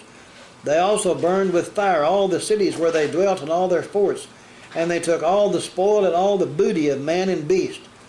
Then they brought the captives, the booty and the spoil, to Moshe, to Eleazar the priest, and to the congregation of the children of Israel, to the camp in the plains of Moab by the Jordan, across from Jericho. Across from Jericho means that Jericho was about 3 miles from the Jordan, and they were camped just on the other side of the Jordan, facing back over towards Jericho. And Moses, Eleazar the priest, and all the leaders of the congregation went to meet them outside the camp. But Moses was angry with the officers of the army, the captains over 1,000, captains over hundreds who had come from battle. And Moses said to them, "Have you kept all the women alive?" He's very shocked, isn't he? Why? Maybe humanitarians said, oh, well, we'll kill the male, but we're not going to kill the women. They didn't take part in the battle. Verse 16, he said, look, these caused the sons of Israel through the counsel of Balaam to trespass against Yahweh in the incident of Peor, and there was a plague among the congregation of Yahweh. The women were just as guilty as the men, right? I've heard preachers make the statement, well, the old God of the old Bible, was a mean God because he killed all them people. Yahweh loves his people so much that he's willing to destroy his own creation to protect his people, the one who will walk in obedience to his word. Have you ever thought about that? If Yahweh is willing to destroy his own creation, if Yahweh is willing to give you a bunch of innocent animals to die, to shed their blood, to cover your sin until Messiah came, you think he doesn't care? Isn't that a God of love, or a Yahweh who loves us? Have you ever heard people say, oh, well, the old Bible, has a mean God, but in the New Testament we got a loving God. You don't know what you've got in the New Testament. You just got a bunch of stuff that's been thrown together. Verse 17, he said, now therefore kill every male among the little ones and kill every woman who has known a man intimately. What he's saying is kill every one that's not pure. Isn't that a thought? But keep alive for yourselves all the young girls who have not known a man intimately.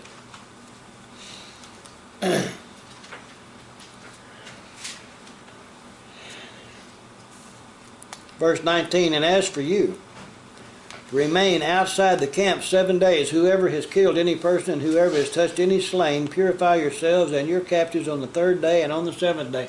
That goes back to the rite of purification, the washing of the water with the red heifer and the ashes, right? It's still what? Purification from what? Any contact with death. Death is the interruption of life. Therefore, death is associated with sin, right? But what separates everything? Death separates us from Yahweh, is it not? Or is it sin that separates us from Yahweh? And through that sin, death comes. Verse 20 says, purify every garment, everything made of leather, everything woven of goats, and everything made of wood. Then Eleazar the priest said to the men of war who had gone to the battle, this is the ordinance of the Torah which Yahweh commanded Moshe. Only the gold, the silver, the copper, the iron, the tin, the lead, everything that can endure fire you shall put through the fire, and it shall be clean, and it shall be purified with the water of purification. But all that cannot endure fire you shall put through water. You might think about that. If you've got to be purified, could you be put through the water, the washing of the word to be purified? Or if the washing of the water of the word don't purify you, then you go through fire.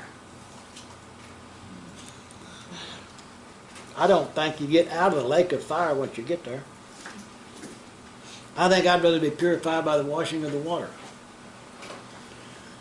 Did y'all get any kind of connection in here? What he's saying is purification. The camp must be purified. Everybody who's going to be in his camp has to be pure.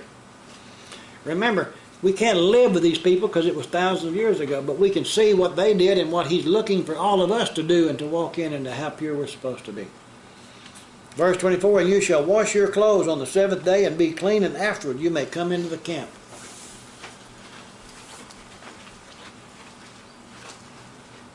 If you wash your clothes, then you're clean automatically, right? So there must be some type of spiritual significance into coming back into camp on the 7th day. It's kind of the same thing as 6,000 years of creation, the 7th day looking to the 7th millennium, when we're all going to be pure with him, and the New Jerusalem comes down and we enter into that city. And at the end of that 1,000 years, we have the 8th day, which is a time of new beginnings. If we don't ever apply the symbols, we'll never see the true story of what he's trying to establish for us. Verse 25. And Yahweh spoke to Moses, saying, count up the plunder that was taken of man and beast, you and Eleazar the priest and the chief fathers of the congregation. Divide the plunder into 2 parts between those who took part in the war, who went out to battle, and all the congregation. You mean everybody that stayed home is going to partake of what they got? Can you imagine people that say, well, I went out and fought for it, you don't need none, you didn't do nothing. He didn't stay home and take care of things for you while you was away? Verse 28, and levy a tribute for Yahweh on the men of war who went out to battle, 1 of every 500 of the persons, the cattle, the donkeys, and the sheep, take it from their half and give it to Eleazar the priest as a heave offering to Yahweh. And from the sons of Israel's half you shall take one of every 50, drawn from the persons, the cattle, the donkeys, and the sheep, from all the livestock, and give them to the Levites who keep charge of the tabernacle of Yahweh. Is that a tenth or 1/50th?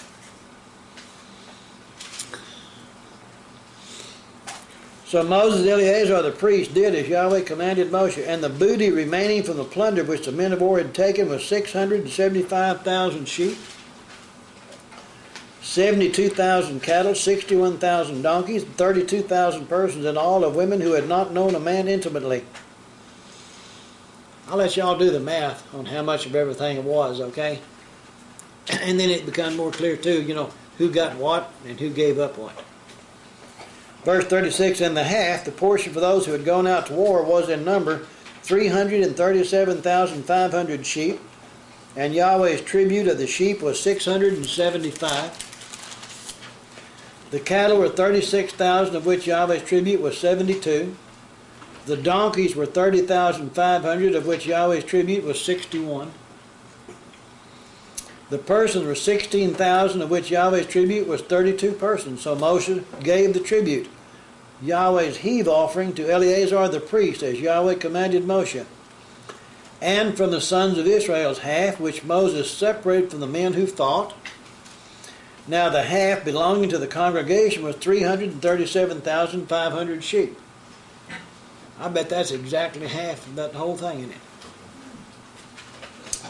36,000 cattle, 30,500 donkeys, and 16,000 persons. And from the sons of Israel's half, Moses took one of every 50, drawn from man and beast, and gave them to the Levites who kept charge of the tabernacle of Yahweh, as Yahweh commanded Moshe. Then the officers who were over thousands of the army, the captains of thousands and captains of hundreds, came near to Moshe, and they said to Moshe, your servants have taken account of the men of war who are under our command, and not a man of us is missing. They went to war because Yahweh told them to, right? When you do what He told you to do, everything comes to pass like He wants it to be. Not a man was missing. They did what He told them to do. Therefore we have brought an offering for Yahweh. Whatever a man found of ornaments of gold, armlets and bracelets and signet rings and earrings and necklaces, to make atonement for ourselves before Yahweh. They didn't have any idea of just keeping it. They came and brought it to Him because what? He had delivered them. So Moses and Eleazar the priest received the gold from them, all the fashion ornaments and all the gold of the offering that they offered to Yahweh. From the captains of thousands and captains of hundreds was 16,750 shekels. And the market value of about 1978, that would have been $32,160,000. That's a lot of stuff, isn't it? The men of war had taken spoil, every man for himself. And Moshe and Eleazar the priest received the gold from the captains of thousands and of hundreds, and brought it into the tabernacle of meeting as a memorial for the sons of Israel before Yahweh. To remind. These things that are set up as a memorial, is that for you to remember forever? You realize how many of us don't even know this? We're having to find it out right now, and there's things that we're supposed to be remembering all the time. Chapter 32. See, I told you these are going to go fast, right? Now the sons of Reuben and the sons of Gad had a very great multitude of livestock, and when they saw the land of Yazir and the land of Gilead, that indeed the region was a place for livestock, the sons of Gad and the sons of Reuben came and spoke to Moshe, to Eleazar the priest, and to the leaders of the congregation, saying, now all these names here in verse 3 are names of cities, okay? Ataroth, Dibon, Yazir, Nimrah, Heshbon, Elealeh, Shaban, Nebo, and Beon, the country which Yahweh defeated before the congregation of Israel. The country which Yahweh defeated. They didn't say that they beat them. They said Yahweh defeated them. is a land for livestock, and your servants have livestock. Therefore they said, if we have found favor in your sight, let this land be given to your servants as a possession, and do not take us over the Jordan, over the Jordan. They're saying, let us have our inheritance on this side of the Jordan. We don't have to cross over and go into the other land. And Moses said to the sons of Gad and to the sons of Reuben, shall your brethren go to war while you sit here? Moses kind of misunderstands what they're saying. Now why will you discourage the heart of the sons of Israel from going over into the land which Yahweh has given them? Thus your fathers did when I sent them away from Kadesh Barnea to see the land. We're going to find out as we get on in here. He's talking about what took place 40 years earlier. It's 40 years down here. And now they're saying, we want our inheritance over here. We don't want to go into the land. And he's thinking that's just the same thing that their fathers did. They wouldn't go in the land. How many of them died? Verse 9, for when they went up to the valley of Eshcol and saw the land, they discouraged the heart of the sons of Israel, so that they did not go into the land which Yahweh had given them. So Yahweh's anger was aroused on that day, and he swore an oath, saying, you know, it's funny, he could have just said, oh, well, that was Old Testament, and this is today. Isn't that what people are saying today? We don't have to do that stuff. Surely none of the men who came up from Egypt, from 20 years old and above, shall see the land of which I swore to Abraham, Yitzhak, and Yaakov, because they have not wholly or completely followed me. Does Yahweh think it's important for people to completely and wholly follow him? Except Caleb the son of Jephunneh the Kenizzite and Yehoshua ben Nun, for they have wholly followed Yahweh. Out of all those men, there was only 2 that had that right spirit. Does that not indicate that even today, when he said there's going to be a remnant, there's only going to be a few who have that right spirit within them? Verse 13, so Yahweh's anger was aroused against Israel, and he made them wander in the wilderness 40 years until all the generation that had done evil in the sight of Yahweh was gone. He's referring to this generation that did evil as those who went against his word. Anything that goes against his word is evil. Anything that goes against his word is wickedness. I said go look it up, do a study, find out what's called wicked, and find out all these things that he uses in these comparisons. Verse 14, and look, you have risen in your father's place a brood of sinful men to increase still more the fierce anger of Yahweh against Israel. For if you turn away from following him, he will once again leave them in the wilderness, and you will destroy all these people. We've never really thought about the actions of a few can bring destruction on a whole lot. Okay? How many true leaders are there in organized Christian religion? I'm not asking for a number, but I'm just wanting you to get a mental picture of the number of people, and consider the number of leaders is really kind of few, isn't it? Even those little individuals in the individual churches on the corners and everything, they're all following somebody else, which is part of some great big thing out there, right? But it's not just the efforts of a few bringing destruction on millions. If you turn away from following him, he will once again leave them in the wilderness, and you will destroy all these people. Verse 16, then they came near to him and said, we will build sheepfolds here for our livestock and cities for our little ones, but we ourselves will be armed, ready to go before the sons of Israel until we have brought them to their place, and our little ones will dwell in the fortified cities because of the inhabitants of the land. Armed for war. Doesn't this say something in the New Testament about you're in the army of Yahweh? It means you're going to fight a battle, right? Hadn't he ever told us that the battle that we fight is to try to maintain and keep and guard the word of Yahweh from those who would destroy his word? Isn't that the battle? The battle is trying to maintain your lifestyle in line with what the word says, not succumbing to the world.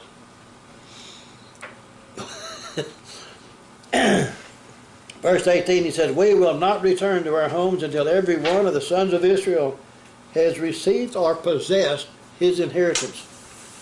For we will not inherit with them on the other side of the Jordan and beyond, because our inheritance has fallen to us on this eastern side of the Jordan. Remember when Abraham came down in the book of Genesis, and he told him, he said, every place that your foot is tread, he said, I'm going to give this land to you. That land stretched how far? From the Mediterranean Sea all the way across and into what we call Iraq, Iran, way across the Jordan. And everything from the north, up in Turkey where that river is, all the way down into Egypt. So how much of that land actually belongs to the descendants of Abraham? In reality, then, what they're saying is our part of the inheritance is falling to us on this side. It's not that they're not willing to go into it, but they're going to receive theirs on that side. So that's part of that promised land as well, isn't it? But they're still going to cross over. What's the Hebrew word for crossover? Hebrew. Hebrew. So if you crossed over, you were Hebrew, right? Yes, sir. Oh, isn't that neat? Abraham was a Hebrew. He's the one who crossed over. Verse 20, Then Moses said to them, If you do this thing, if you arm yourselves before Yahweh for the war, and all your armed men cross over the Jordan, the Yarden, before Yahweh, until he has driven out his enemies from before him, and the land is subdued before Yahweh, then afterward you may return and be blameless before Yahweh and before Israel, and this land shall be your possession before Yahweh. But if you do not do so, then take note, you have sinned against Yahweh, and be sure your sin will find you out. I wonder if that's true for everybody. Build cities for your little ones and folds for your sheep, and do what has proceeded out of your mouth. And the sons of Gad and the sons of Reuben spoke to Moses, saying, Your servants will do as my Lord commanded, referring to Moshe. Our little ones, our wives, our flocks, and all our livestock will be there in the cities of Gilead. But your servants will cross over, every man armed for war before Yahweh to battle, just as my Lord said. The land of Gilead that we're talking about now is all that land known as what? On the eastern side of the Sea of Galilee. What do they call that land today? Golden Heights. The Golan Heights. And Syria says it's theirs. The European Union says it's theirs. The United Nations says it's theirs. The English government says it's theirs. Who does Yahweh say it belongs to? Are they part of the house of Israel? How about them tribes that's going to be living there? Are they part of the house of Israel? So those part of the house of Israel, they receive their inheritance there. If we're part of the house of Israel, that's still land that belongs to all of us as part of the house of Israel if they're trying to give away to somebody else. Have y'all noticed the battle's still going on? Balaam is still trying to teach the people of Yahweh to lose everything that their blessing, comes from Yahweh through disobedience to his word. Today we kind of slough it off as, well, I'm just trying to, be nice, be this or that, and now you're walking in disobedience. Verse 28, So Moshe gave command concerning them to Eleazar the priest, to Yehoshua ben Nun, and to the chief fathers of the tribes, the sons of Israel. And Moses said to them, If the sons of Gad and the sons of Reuben cross over the Jordan with you. Notice he's giving these instructions to Joshua or Yehoshua because he's going to die. He'd already been told. Every man armed for battle before Yahweh, and the land is subdued before you. Then you shall give them the land of Gilead as a possession. But if they do not cross over armed with you, they shall have possessions among you in the land of Canaan. And it's funny, Moses is giving Yehoshua instructions for after he's gone. So Yehoshua becomes what? The second one behind Moshe. Moses' assistant, in other words. When Yehoshua came, isn't that what he came for, Yehoshua? To show us the way into the promised land? If we begin to look at everything, Joshua, Yehoshua is a picture of Messiah. Verse 31, Then the sons of Gad and the sons of Reuben answered, saying, As Yahweh has said to your servants, so we will do. We will cross over armed before Yahweh into the land of Canaan, but the possession of our inheritance will be with us on this side of the Jordan, or Yarden. So Moshe gave the sons of Gad to the sons of Reuben, and to half the tribe of Manasseh, the son of Joseph. Half the tribe of Manasseh is not the same thing as saying a tribe of or half tribe, it means that they're half Jews and half something else. I've heard people teach that these half tribes were really, they were half mongrels and half something else, you know. Half of the tribe of Manasseh, okay? The son of Joseph, the kingdom of Sihon, the king of the Amorites, the kingdom of Og, king of Bashan, the land with its cities within the borders, the cities of the surrounding country. And the sons of Gad built Dibon and Ataroth and Aror, Atroth and Shophan and Yazir and Yogbehah, Beit Nimrah, Beit Haran, fortified cities and folds for sheep. The sons of Reuben built Heshbon and Elealeh and Kiriathaim, Nebo and Baal Meon, their names being changed, and Shibmah, and they gave other names to the cities which they built. And the sons of Machir, the son of Manasseh, went to Gilead and took it, and dispossessed the Amorites who were in it. Notice all these cities that they built and the things that they did, they were in this land before they crossed the Jordan River longer than a couple of days. They were there for some period of time, even after Moshe, died. Verse 40, so Moshe gave Gilead to Machir, the son of Manasseh, and he dwelt in it. Also Yair, the son of Manasseh, went and took its small towns and called them Havoth Yair, the towns of Yair. Then Nobah went and took Kenath and its villages, and he called it Nobah after his own name. Now in chapter 33, he said, these are the journeys of the sons of Israel who went out of the land of Egypt by their armies under the hand of Moshe and Aaron. Now Moshe wrote down the starting points of their journeys at the command of Yahweh. Who told him to write them down? Yahweh did. And these are their journeys according to their starting points. If y'all notice, we're into these journeys now. This is part 2 of this reading for today. In verse 3, they departed from Ramses in the first month on the new moon, right? On the 15th day of the first month, on the day after the Passover. When did they come out of Egypt? On the day after the Passover. I emphasize this to everybody right now, and I do every time we get into this, because there's an awful lot of teachings out there, and a lot of different ministries, a lot of them Messianic, Jewish, and everything, teaching that the Passover was killed on the 14th and eaten on the 15th. Okay? This says they came out of Egypt on the 15th day of the month, on the day after the Passover. If they had the Passover the day before, they could have eaten it on the 15th, could they? I'm just trying to get people to pay attention to what these scriptures actually say, because there's an awful lot of people that are teaching a lot of stuff based on tradition, okay? On the day after Passover, the sons of Israel went out with boldness in the sight of all the Egyptians. For the Egyptians were burying all the firstborn whom Yahweh had killed among them. Also, on their gods, Yahweh had executed judgment. You remember all them plagues that he brought against Egypt? Every one of those plagues was against some particular god that they had, reference to. If he brings a plague against that particular god and that god can't do nothing about it, then those people must realize that, well, that must not really be a god. That statue of that green frog will be sitting over there, he really ain't got no power. I mean, people laugh, but remember, they made gods out of everything, including a green frog, okay?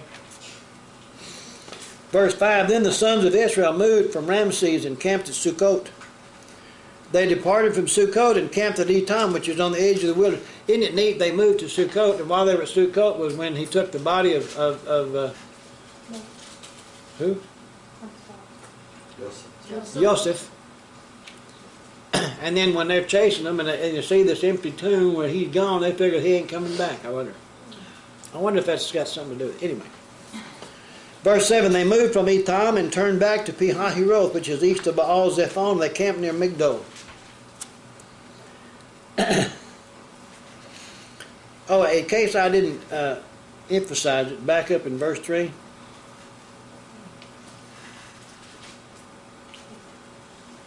They came out by night. Okay? We'll look in Deuteronomy here, and I'll verify that to you. They came out on the 15th at night. Remember, the day begins in the nighttime. Okay? So if you eat the Passover at night, it's the beginning of the 14th. And then the next day is all during the day of the 14th. And then at sundown it begins the 15th. And that's when they begin to come out of Egypt. Verse 8, they departed from before Hahiroth and passed through the midst of the sea into the wilderness. They went 3 days' journey into the wilderness of Etam and camped at Marah. They moved from Marah and came to Elim. At Elim were 12 springs of water and 70 palm trees, so they camped there. 12 springs of water. We ever thought there were 12 apostles? That the people were out, supposed to be making students, and these 12 apostles were like 12 springs of water. And then there were 12 springs of water and 70 palm trees, and Moses had 70 elders, Verse 10, they moved from Elim and camped by the Reed Sea, or Red Sea, They moved from the Reed Sea and camped in the wilderness of Sin. That's not Sin as we know it. They journeyed from the wilderness of Sin and camped at Dophkah. They departed from Dophkah and camped at Alush. They moved from Alush and camped at Rephidim, where there was no water for the people to drink. They departed from Rephidim and camped in the wilderness of Sinai. They moved from the wilderness of Sinai and camped at Kibroth Hattaavah. Remember, that's the graves of lust, where they lusted for the meat and everything, All of these places that he gives us here in this wilderness wanderings, if you go back in all the stories, and you can come back then and take these places and put back in those stories. But he gives it to us again to know. Verse 18, they departed from Hazeroth and camped at Rithmah. Departed from Rithmah and camped at Rimmon Peres. They departed from Rimmon Peres and camped at Libnah. From Libnah they camped at Risah. They journeyed from Risah and camped at Kehilathah. They went from Kehilathah and camped at Mount Shepher. They moved from Mount Shepher and camped at Haradah. They moved from Haradah and camped at Machilot. They moved from Machilot and camped at Tahath. They departed from Tahath and camped at Tirah. They moved from Tirah and camped at Mithkah. They went from Mithkah and camped at Hashmonah. They departed from Hashmonah and camped at Mosroth. They departed from Mosroth and camped at Beni Ya'akan. They moved from Beni Ya'akan and camped at Hor Haggidgad. That's a good one to say, Haggidgad. They went from Hor Haggidgad and camped at Jotbathah. Whenever you see Hor, it always means it's a mountain. They moved from Jotbathah and camped at Abronah. They departed from Abronah and camped at Etzion Geber. They moved from Etzion Geber and camped in the wilderness of Zin, which is Kadesh.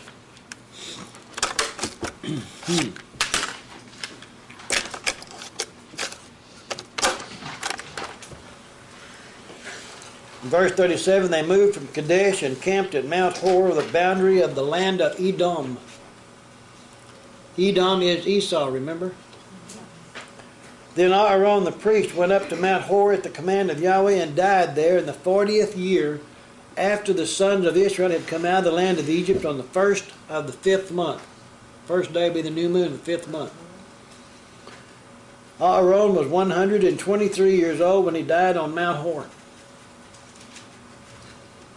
Now the king of Arad, the Canaanite, who dwelt in the south and land of Canaan, heard of the coming of the sons of Israel. So they departed from Mount Hor and camped at Zalmanah. They departed from Zalmanah and camped at Punan. They departed from Punan and camped at Oboth. They departed from Oboth and camped at Abarim at the border of Moab. They departed from Ajim and camped at Dibon-Gad. They moved from Dibon-Gad and camped at Almon-Diblathaim. They moved from Almon-Diblathaim and camped in the mountains of Abarim before Nebo. They departed from the mountains of Abarim and camped in the plains of Moab by the Jordan across from Jericho. They camped by the Jordan from Beth Yeshimon as far as the Abel Acacia Grove in the plains of Moab. Verse 50, now Yahweh spoke to Moshe in the plains of Moab by the Jordan across from Jericho, saying, speak to the sons of Israel and say to them, when you have crossed the Jordan into the land of Canaan, then you shall drive out all the inhabitants of the land from before you, destroy all their engraved stones, destroy all their molded images, and demolish all their high places. That's the places for pagan worship. You shall dispossess the inhabitants, or dispossess the land. I mean, clear out everybody that's in it, and shall dwell in it, for I have given you the land to possess. You shall divide the land by lot as an inheritance among your families. To the larger you shall give a larger inheritance, and to the smaller you shall give a smaller inheritance. There everyone's inheritance is implied shall be whatever falls to him by lot. You shall inherit according to the tribes of your fathers. This verse 55 has probably got as much a bearing on some passages over in the New Testament as any other verse. Most people probably would never get to this verse to read it or even think about it if they did. Verse 55, but if you do not drive out the inhabitants of the land from before you, then it shall be that those whom you let remain will be irritants in your eyes and thorns in your side, and they shall harass you in the land where you dwell. Interesting thought, isn't it? He said, if you don't drive out the people, they're going to be what? Irritants in your eyes and thorns in your sides. Go to the book of Judges. That's that one right after Deuteronomy. And Joshua. Where are we going, Pastor? Judges. Thank you. In Judges chapter 2.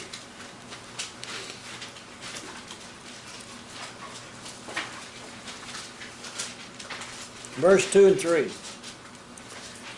You shall make no covenant with the inhabitants of this land. Now he just told them over here, you're going to drive all them people out. Over here he's saying you're not going to make any covenant. You shall tear down their altars, but you have not obeyed my voice. Why have you done this? Therefore I also said, I will not drive them out before you, but they shall be thorns in your side, and their gods will be a snare or a trap to you.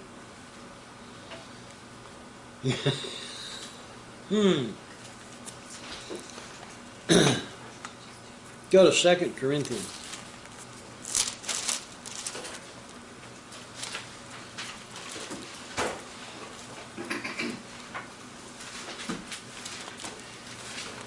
In chapter 12.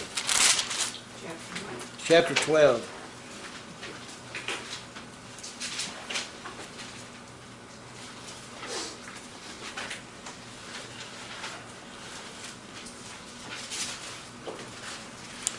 Starting in, well, we'll start down in verse 7, but this chapter 12 starts out in verse 1. It's doubtless not proper for me to boast. I will come to visions and revelations of Yahweh. Revealing of Yahweh. That's Paul writing, okay?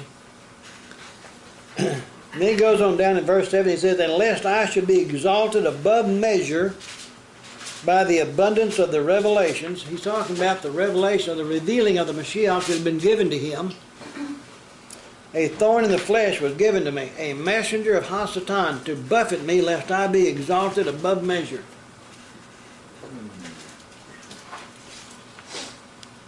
A thorn in the flesh.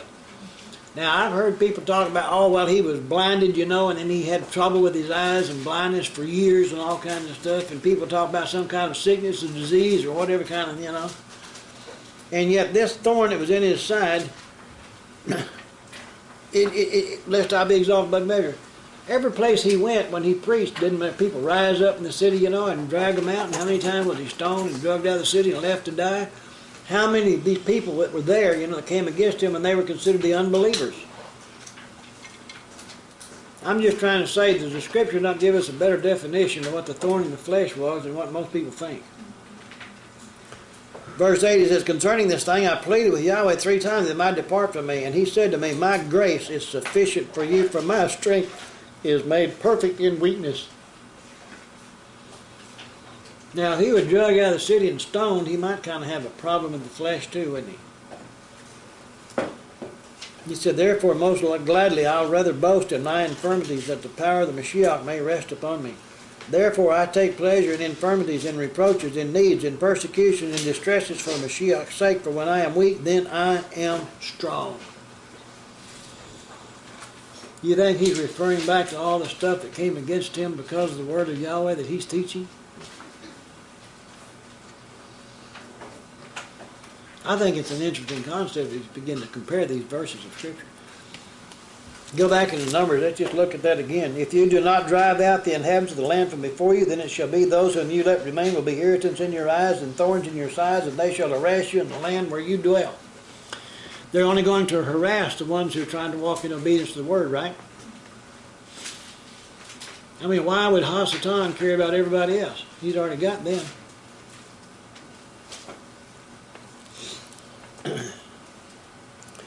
Back in Numbers 33 and verse 56, he says, "Moreover it shall be, I will do to you as I thought to do to them." You see, he said, I'm going to do something to these people if you walk in obedience, but if you don't, then instead of what happened to them, it's going to happen to you.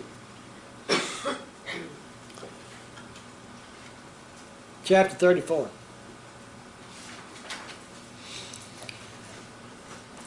Before you remember what Yahweh was trying to do, he was using the children of Israel to drive out all those people that were living in the land who were not following his laws. And he's saying, destroy them, get rid of them, wipe them out, so that there'll be nothing left there, what? To bring them into disobedience. But instead of them doing it, they left them there. He did destroy all their pagan places of worship, and yet he's talking about instead of them destroying it, they all went up there with them to them high places of worship. You know, every green tree and every high hill, right? Today we might say on every street corner. You know, chapter 34. Then Yahweh spoke to Moses, saying, "Command the sons of Israel and say to them, when you come into the land of Canaan, this is the land that shall fall to you as an inheritance, the land of Canaan to its boundaries. Your southern border shall be from the wilderness of Zin along the border of Edom. Then your southern border shall extend eastward to the end of the Salt Sea."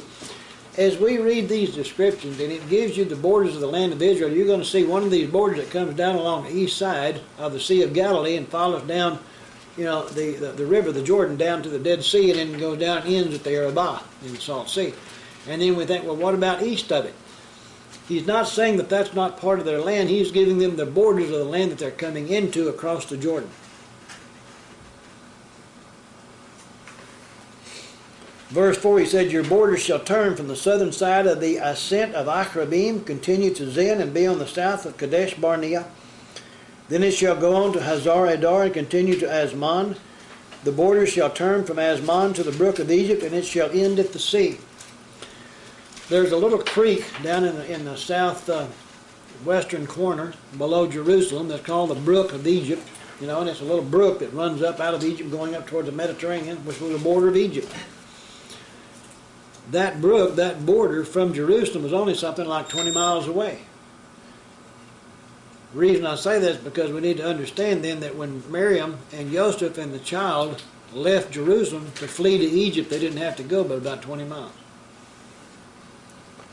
In verse 6, "As for the western border, you shall have the great sea for a border. This shall be your western border," referring to the Mediterranean. "And this shall be your northern border. From the great sea you shall mark out your line to Mount Hor. From Mount Hor you shall mark out your border to the entrance of Hamath. Then the direction of the border shall be toward Zedad. The border shall proceed to Zephron, and it shall end at Hazar Enan. This shall be your northern border."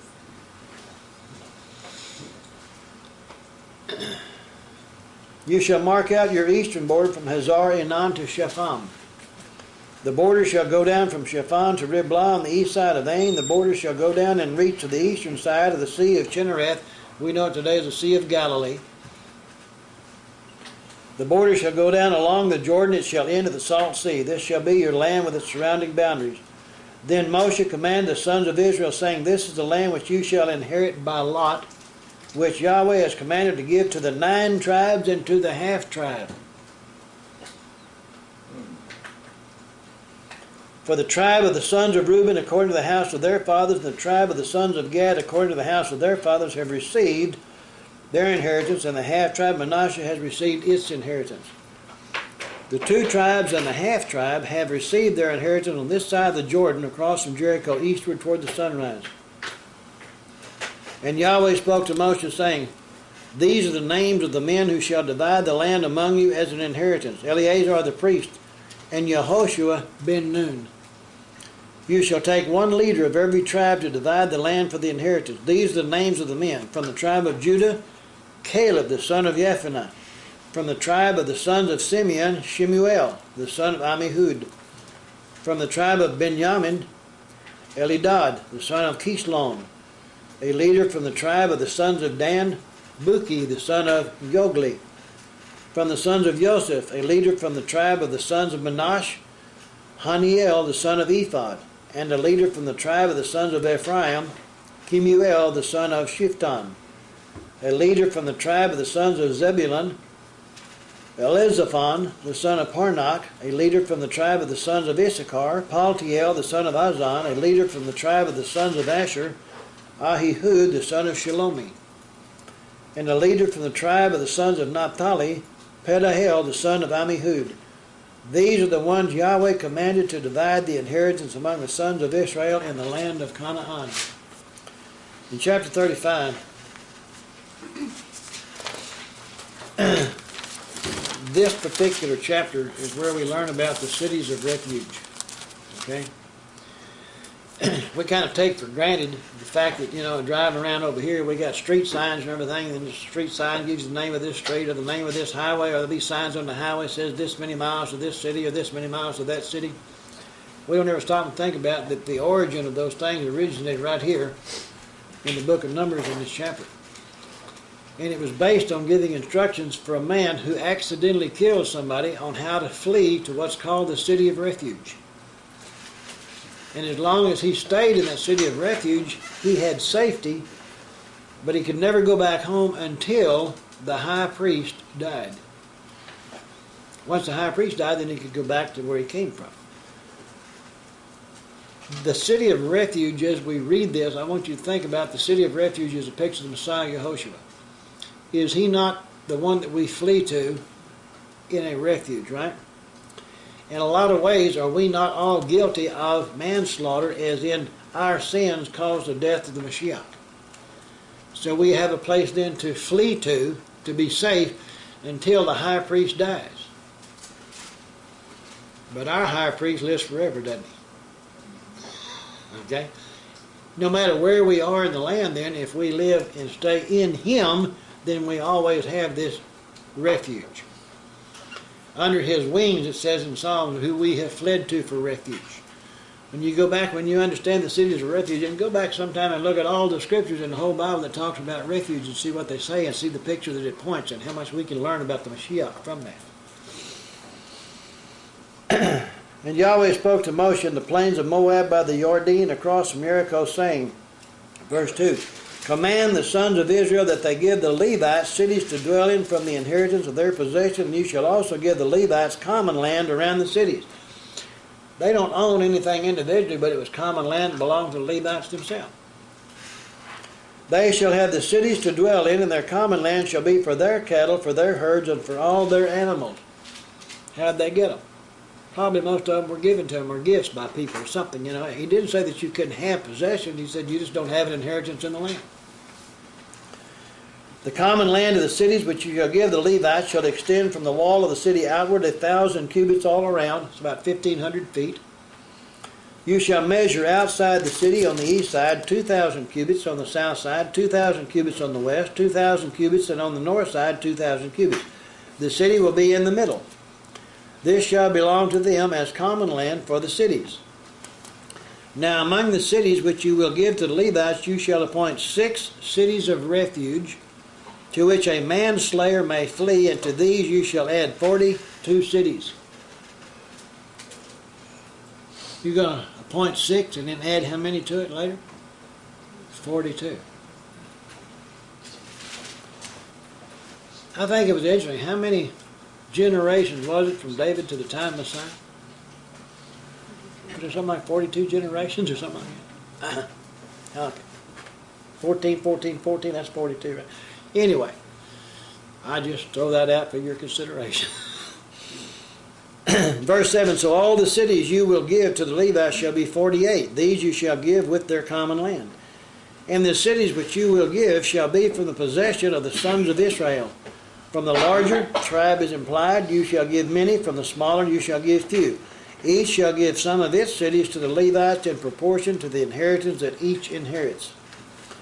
Then Yahweh spoke to Moshe, saying, speak to the sons of Israel and say to them, when you cross the Jordan into the land of Canaan, then you shall appoint cities to be cities of refuge for you, that the manslayer who kills any person accidentally may flee there. They shall be cities of refuge for you from the avenger. That's that word, that number 1350, the Hebrew word goel. Here it's not talking about kinsman redeemer, it's talking about the avenger of blood. The one who is your redeemer can also be the avenger of blood. Verse, and that the manslayer may not die until he stands before the congregation in judgment. And of the cities which you give, you shall have 6 cities of refuge. You shall appoint 3 cities on this side of the Jordan, and 3 cities you shall appoint in the land of Canaan, which will be cities of refuge. These 6 cities form a circuit that goes around in a circle throughout the Jordan and east of the Jordan. It's kind of like this circuit that Messiah came in. As he walked the earth, he went through the same circuit, teaching about all those people. I wonder if he ever said anything like, these cities of refuge, the true one that you flock to for refuge has come. Verse 15, these 6 cities shall be for refuge for the sons of Israel, for the stranger and for the sojourner among them, that anyone who kills a person accidentally may flee there. But if he strikes him with an iron implement so that he dies, he is a murderer. The murderer shall surely be put to death. It means he can't buy his way out of it, right? Verse 17, if he strikes him with a stone in the hand by which one could die, and he does die, he is a murderer. The murderer shall surely be put to death. If he strikes him with a wooden hand weapon by which one could die, and he does die, he is a murderer. The murderer shall surely be put to death. That word is translated weapon there just means any kind of an implement. It could be a hoe handle or an axe handle or anything else, okay? Not necessarily a weapon, Verse 19, the avenger, the goel, of blood himself shall put the murderer to death. When he meets him, he shall put him to death. Remember the scriptures in Revelation talked about when Mashiach coming back with the sword out of his mouth, he's going to destroy the wicked. Right? The word out of his mouth. Verse 20, if he pushes him out of hatred or while lying in wait, hurls something at him so that he dies, or in enmity he strikes him with his hand so that he dies, the one who struck shall surely be put to death, for he is a murderer. The avenger of blood shall put the murderer to death when he meets him. You ever notice how many times he said that? I think he wants us to get it. Verse 22, but if he pushes him suddenly, without enmity, or throws anything at him without lying in wait, or uses a stone by which a man could die, throwing it at him without seeing him, so that he dies while he was not his enemy or seeking his harm, then the congregation shall judge between the manslayer and the avenger of blood according to these judgments. So the congregation shall deliver the manslayer from the hand of the avenger of blood, and the congregation shall return him to the city of refuge where he had fled, and he shall remain there until the death of the high priest who was anointed with the holy oil. Y'all ever thought about that? He remains in the place of refuge until the death of the high priest, the one who is anointed with the oil. Today, if we flee to the city of refuge, we flee to Yehoshua, right? He is the anointed of Yahweh, right? But he's been raised up as our high priest, is that right? And he lives forever according to the order of Melchizedek, right? So as long as we stay in him, then we have forgiveness from everything, right? When you turn away from him is when what? Then the avenger of death can meet you. Okay, think about it. Verse 26, but if the manslayer at any time goes outside the limits of the city of refuge where he fled, that's kind of like if you get out from under the protection of the one we fled to for refuge, and the avenger of blood finds him outside the limits of his city of refuge, and the avenger of blood kills the manslayer, he shall not be guilty of blood, because he should have remained in his city of refuge until the death of the high priest. But after the death of the high priest, the manslayer may return to the land of his possession. If y'all go back and study and look over these things very, very carefully and think about everything that Messiah has told us, and look up this word goel and what it really means, 1307 I believe is the number, and all the things that it teaches about him, what he's going to do, you'll see a real clear picture of Messiah Yehoshua. Everything is a picture of him. Verse 29, he said, now these shall be a statute of judgment to you throughout your generations and all your dwellings. Whoever kills a person, the murderer shall be put to death on the testimony of witnesses.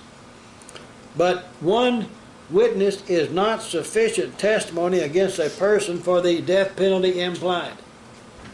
Do we have anything in this country where we send people to the death without, just one witness?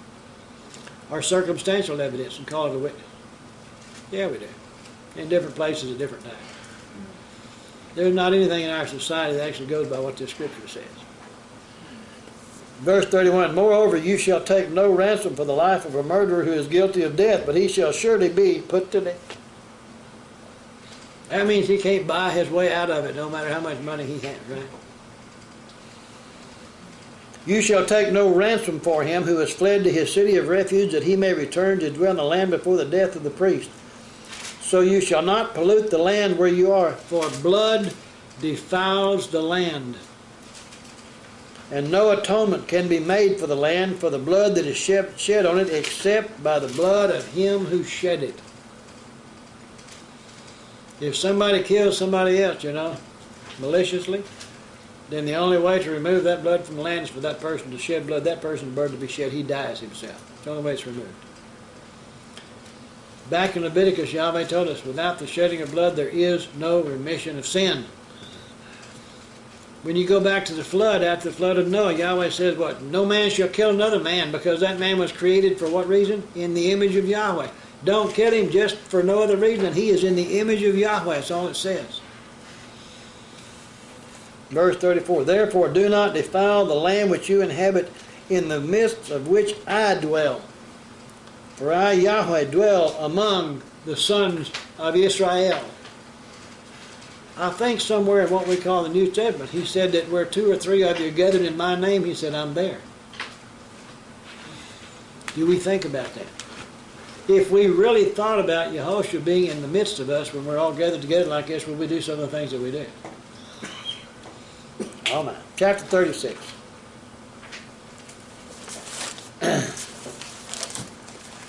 Now the chief fathers of the families of the sons of Gilead, the son of Machir, the son of Manasseh, of the families of the sons of Joseph, came near and spoke before Moshe and before the leaders, the chief fathers of the sons of Israel.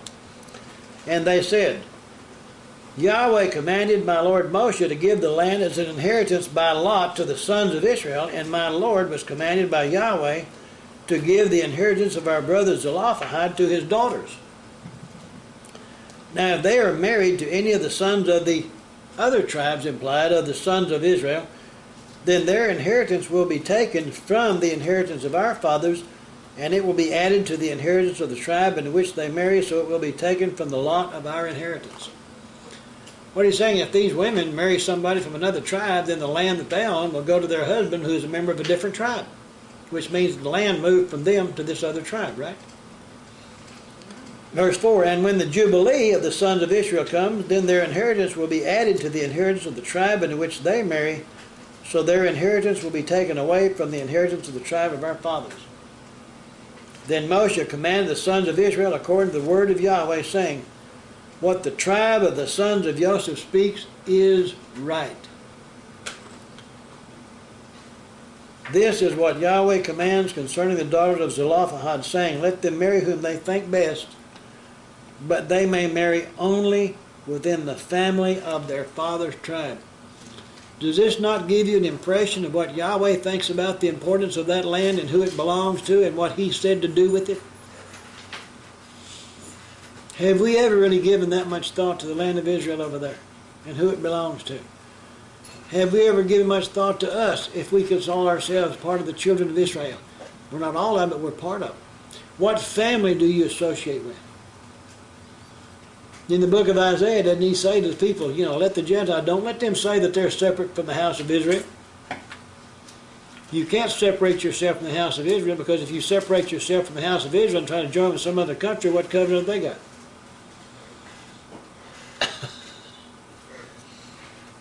Verse 7, so the inheritance of the sons of Israel shall not change hands from tribe to tribe, for every one of the sons of Israel shall keep the inheritance of the tribe of his fathers.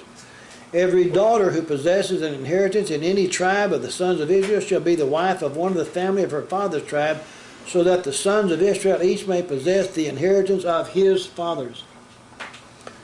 Thus no inheritance shall change hands from one tribe to another, but every tribe of the sons of Israel shall keep its own inheritance. Just as Yahweh commanded Moshe, so did the daughters of Zelophehad. From Elah, Tirzah, Hoglah, Milcah, and Noah, the daughters of Zelophehad were married to the sons of their father's brothers. They were married into the families of the sons of Manasseh, the son of Joseph, and their inheritance remained in the tribe of their father's family. These are the commandments and the judgments which Yahweh commanded the sons of Israel by the hand of Moshe in the plains of Moab by the Jordan across from Jericho. We just finished the book of Numbers. We have this little thing that we do when we finish a book, right? Everybody ready? Kazak, Kazak, Venice, Kazak. Be strong, and may we be strengthened. Okay. One of them little fun things. So we go to Jeremiah chapter 2 in the Torah portion. Jeremiah.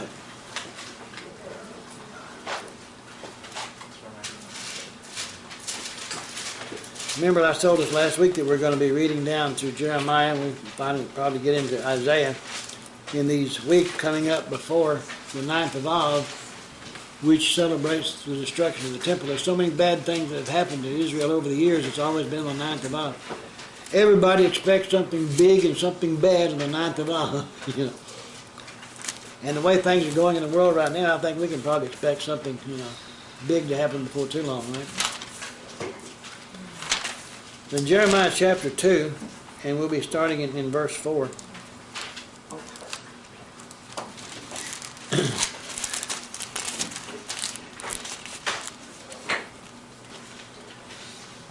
Remember, these are warnings directed to the house of Israel. Verse 4, hear the word of Yahweh, O house of Yaakov, and all the families of the house of Israel. Now, there's two ways you can look at it. Oh, well, that's old stuff. It doesn't apply to us today, so it's got nothing to do with us. Or we can say that all this word is still current for today, and we're part of the house of Israel, therefore he's speaking directly to us. Can you imagine? If he still lives, why wouldn't his word still be speaking to us? That's a reality that we have to look at and to accept as who we are in him, and is he speaking to us. And if he said to the house of Israel, is that you? It is, isn't it? Thus says Yahweh. And listen to what he says now. What injustice have your fathers found in me that they have gone far from me, have followed idols and become idolaters? Now, none of our fathers did that, did they? Oh, okay, I won't go there. Verse 6, neither did they say, where is Yahweh, who brought us up out of the land of Egypt, who led us through the wilderness, through a land of deserts and pits, through a land of drought and the shadow of death, through a land that no one crossed and where no one dwelt. I brought you into a bountiful country to eat its fruit and its goodness, but when you entered, you defiled my land and made my heritage an abomination. You think he's got a real bone to pick with the house of Israel? The priest did not say, where is Yahweh? And those who handled the law did not know me. Would you say that kind of applies today? There's an awful lot of people out there handling the law that really don't know him. The rulers also transgressed against me. The prophets prophesied by Baal and walked after things that do not profit. Therefore I will yet bring charges against you, says Yahweh, and against your children's children I will bring charges. For pass beyond the coast of Cyprus and see. Send to Kedar and consider diligently, and see if there had been such a thing. Has a nation changed its gods, which are not gods? But my people have changed their glory for what does not profit.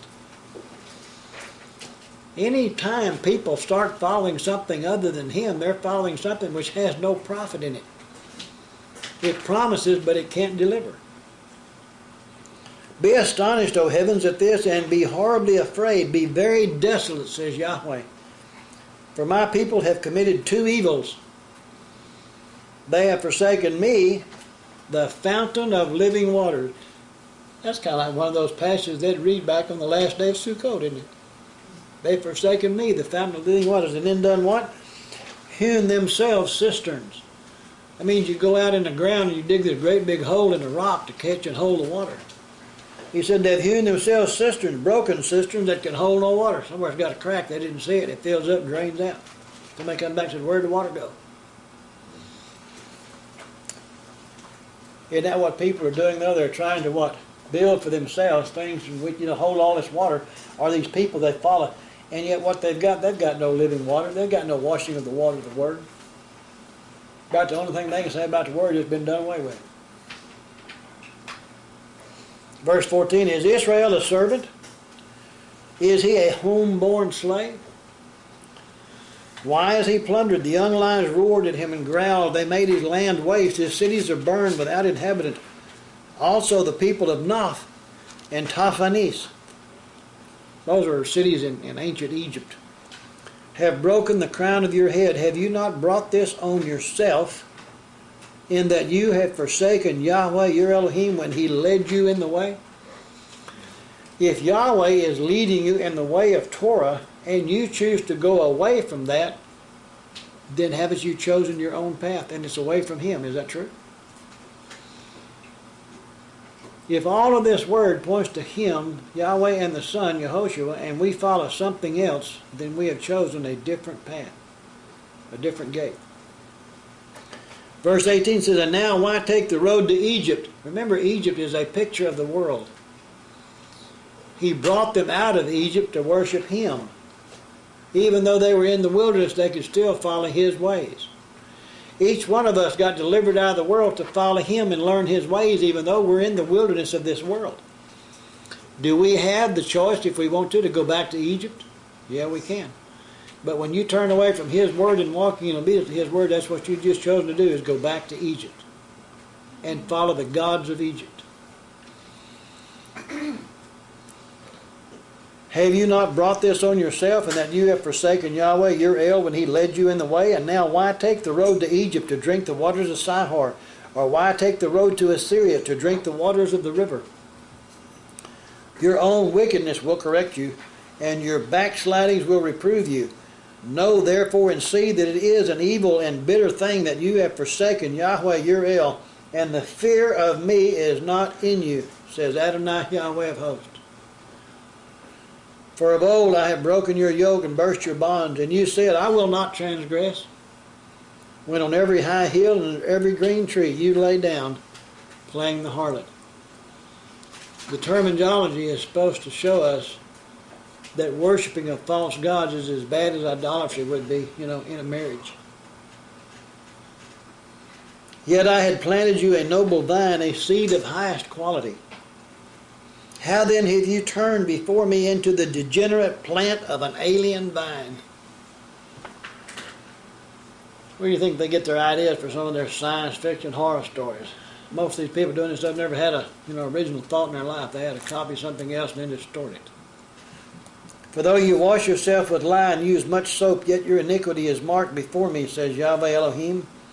How can you say, I am not polluted? I have not gone after the Baals, after all those other lords. See your way in the valley, know what you have done. You're a swift dromedary breaking loose in her ways. Dromedary is a camel. A wild donkey used to the wilderness that sniffs at the wind in her desire, in her time of mating, who can turn her away? All those who seek her will not weary themselves. In her month they will find her. Well, I tell you what, that's a stout picture that he's showing about all the people who've turned away from him, right?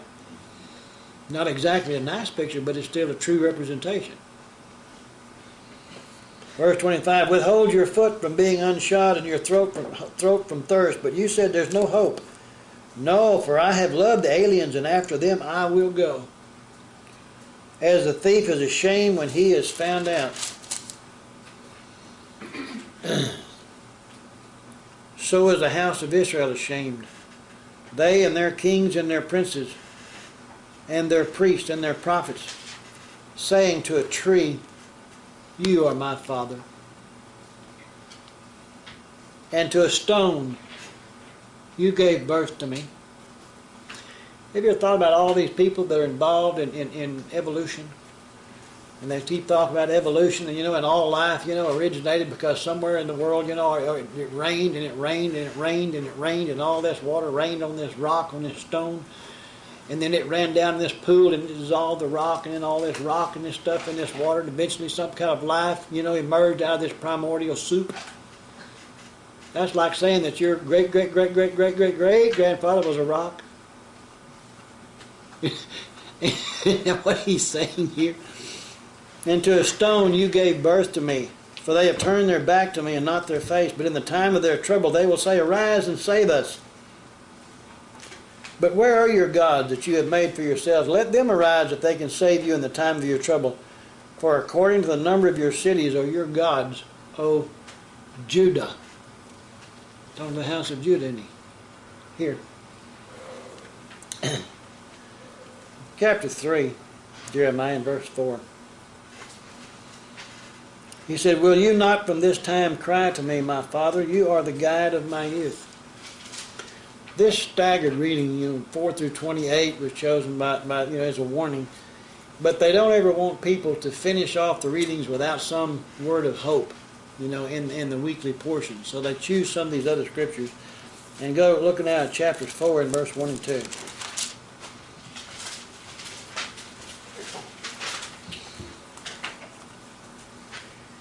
He says, If you will return, O Israel, says Yahweh, return to me. It's kind of like repent and turn back in obedience. When we turn back to Him, that's because we turn back in obedience to His Word.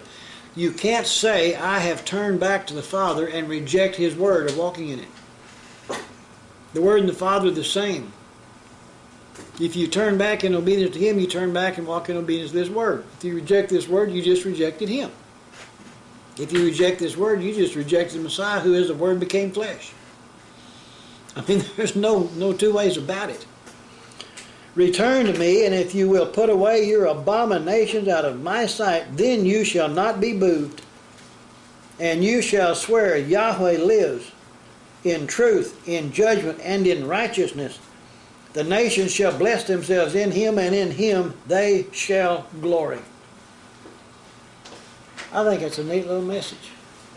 Along with it, now this is not part of the reading, but go back in this chapter just a little bit over to verse 14.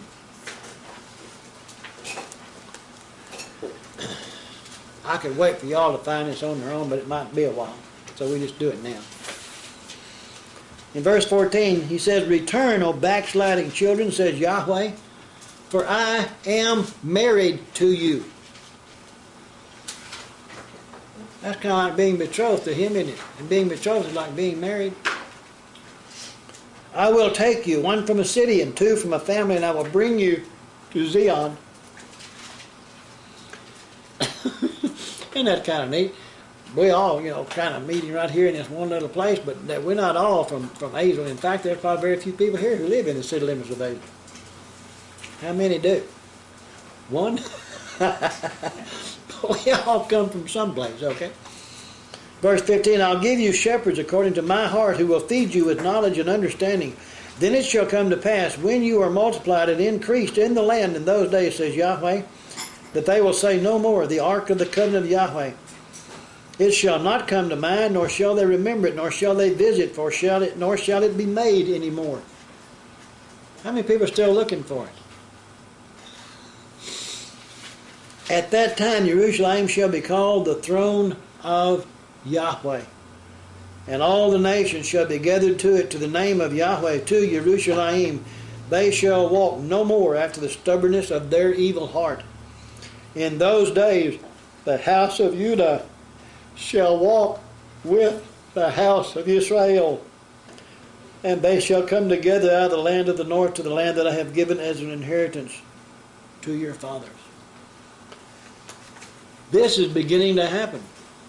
It's beginning to happen right now as Yahweh calls together those of the house of Israel. We may not know exactly who we are, but He knows, and He calls us together. If Yahweh puts a call on your heart to call you to repent and turn back in obedience to Yahweh, you either have to do what He said do or reject His call. In the book of Romans, Paul writes that we're all called to be saints or set apart to His Word. Is what it means. You reject the Word, you reject Him. It's as simple as that. Messiah said himself, he said, if you had known the Father, you'd know me. But they didn't know him because they didn't know the Father, right? And yet he said, no one comes to the Father but by me. We must know him.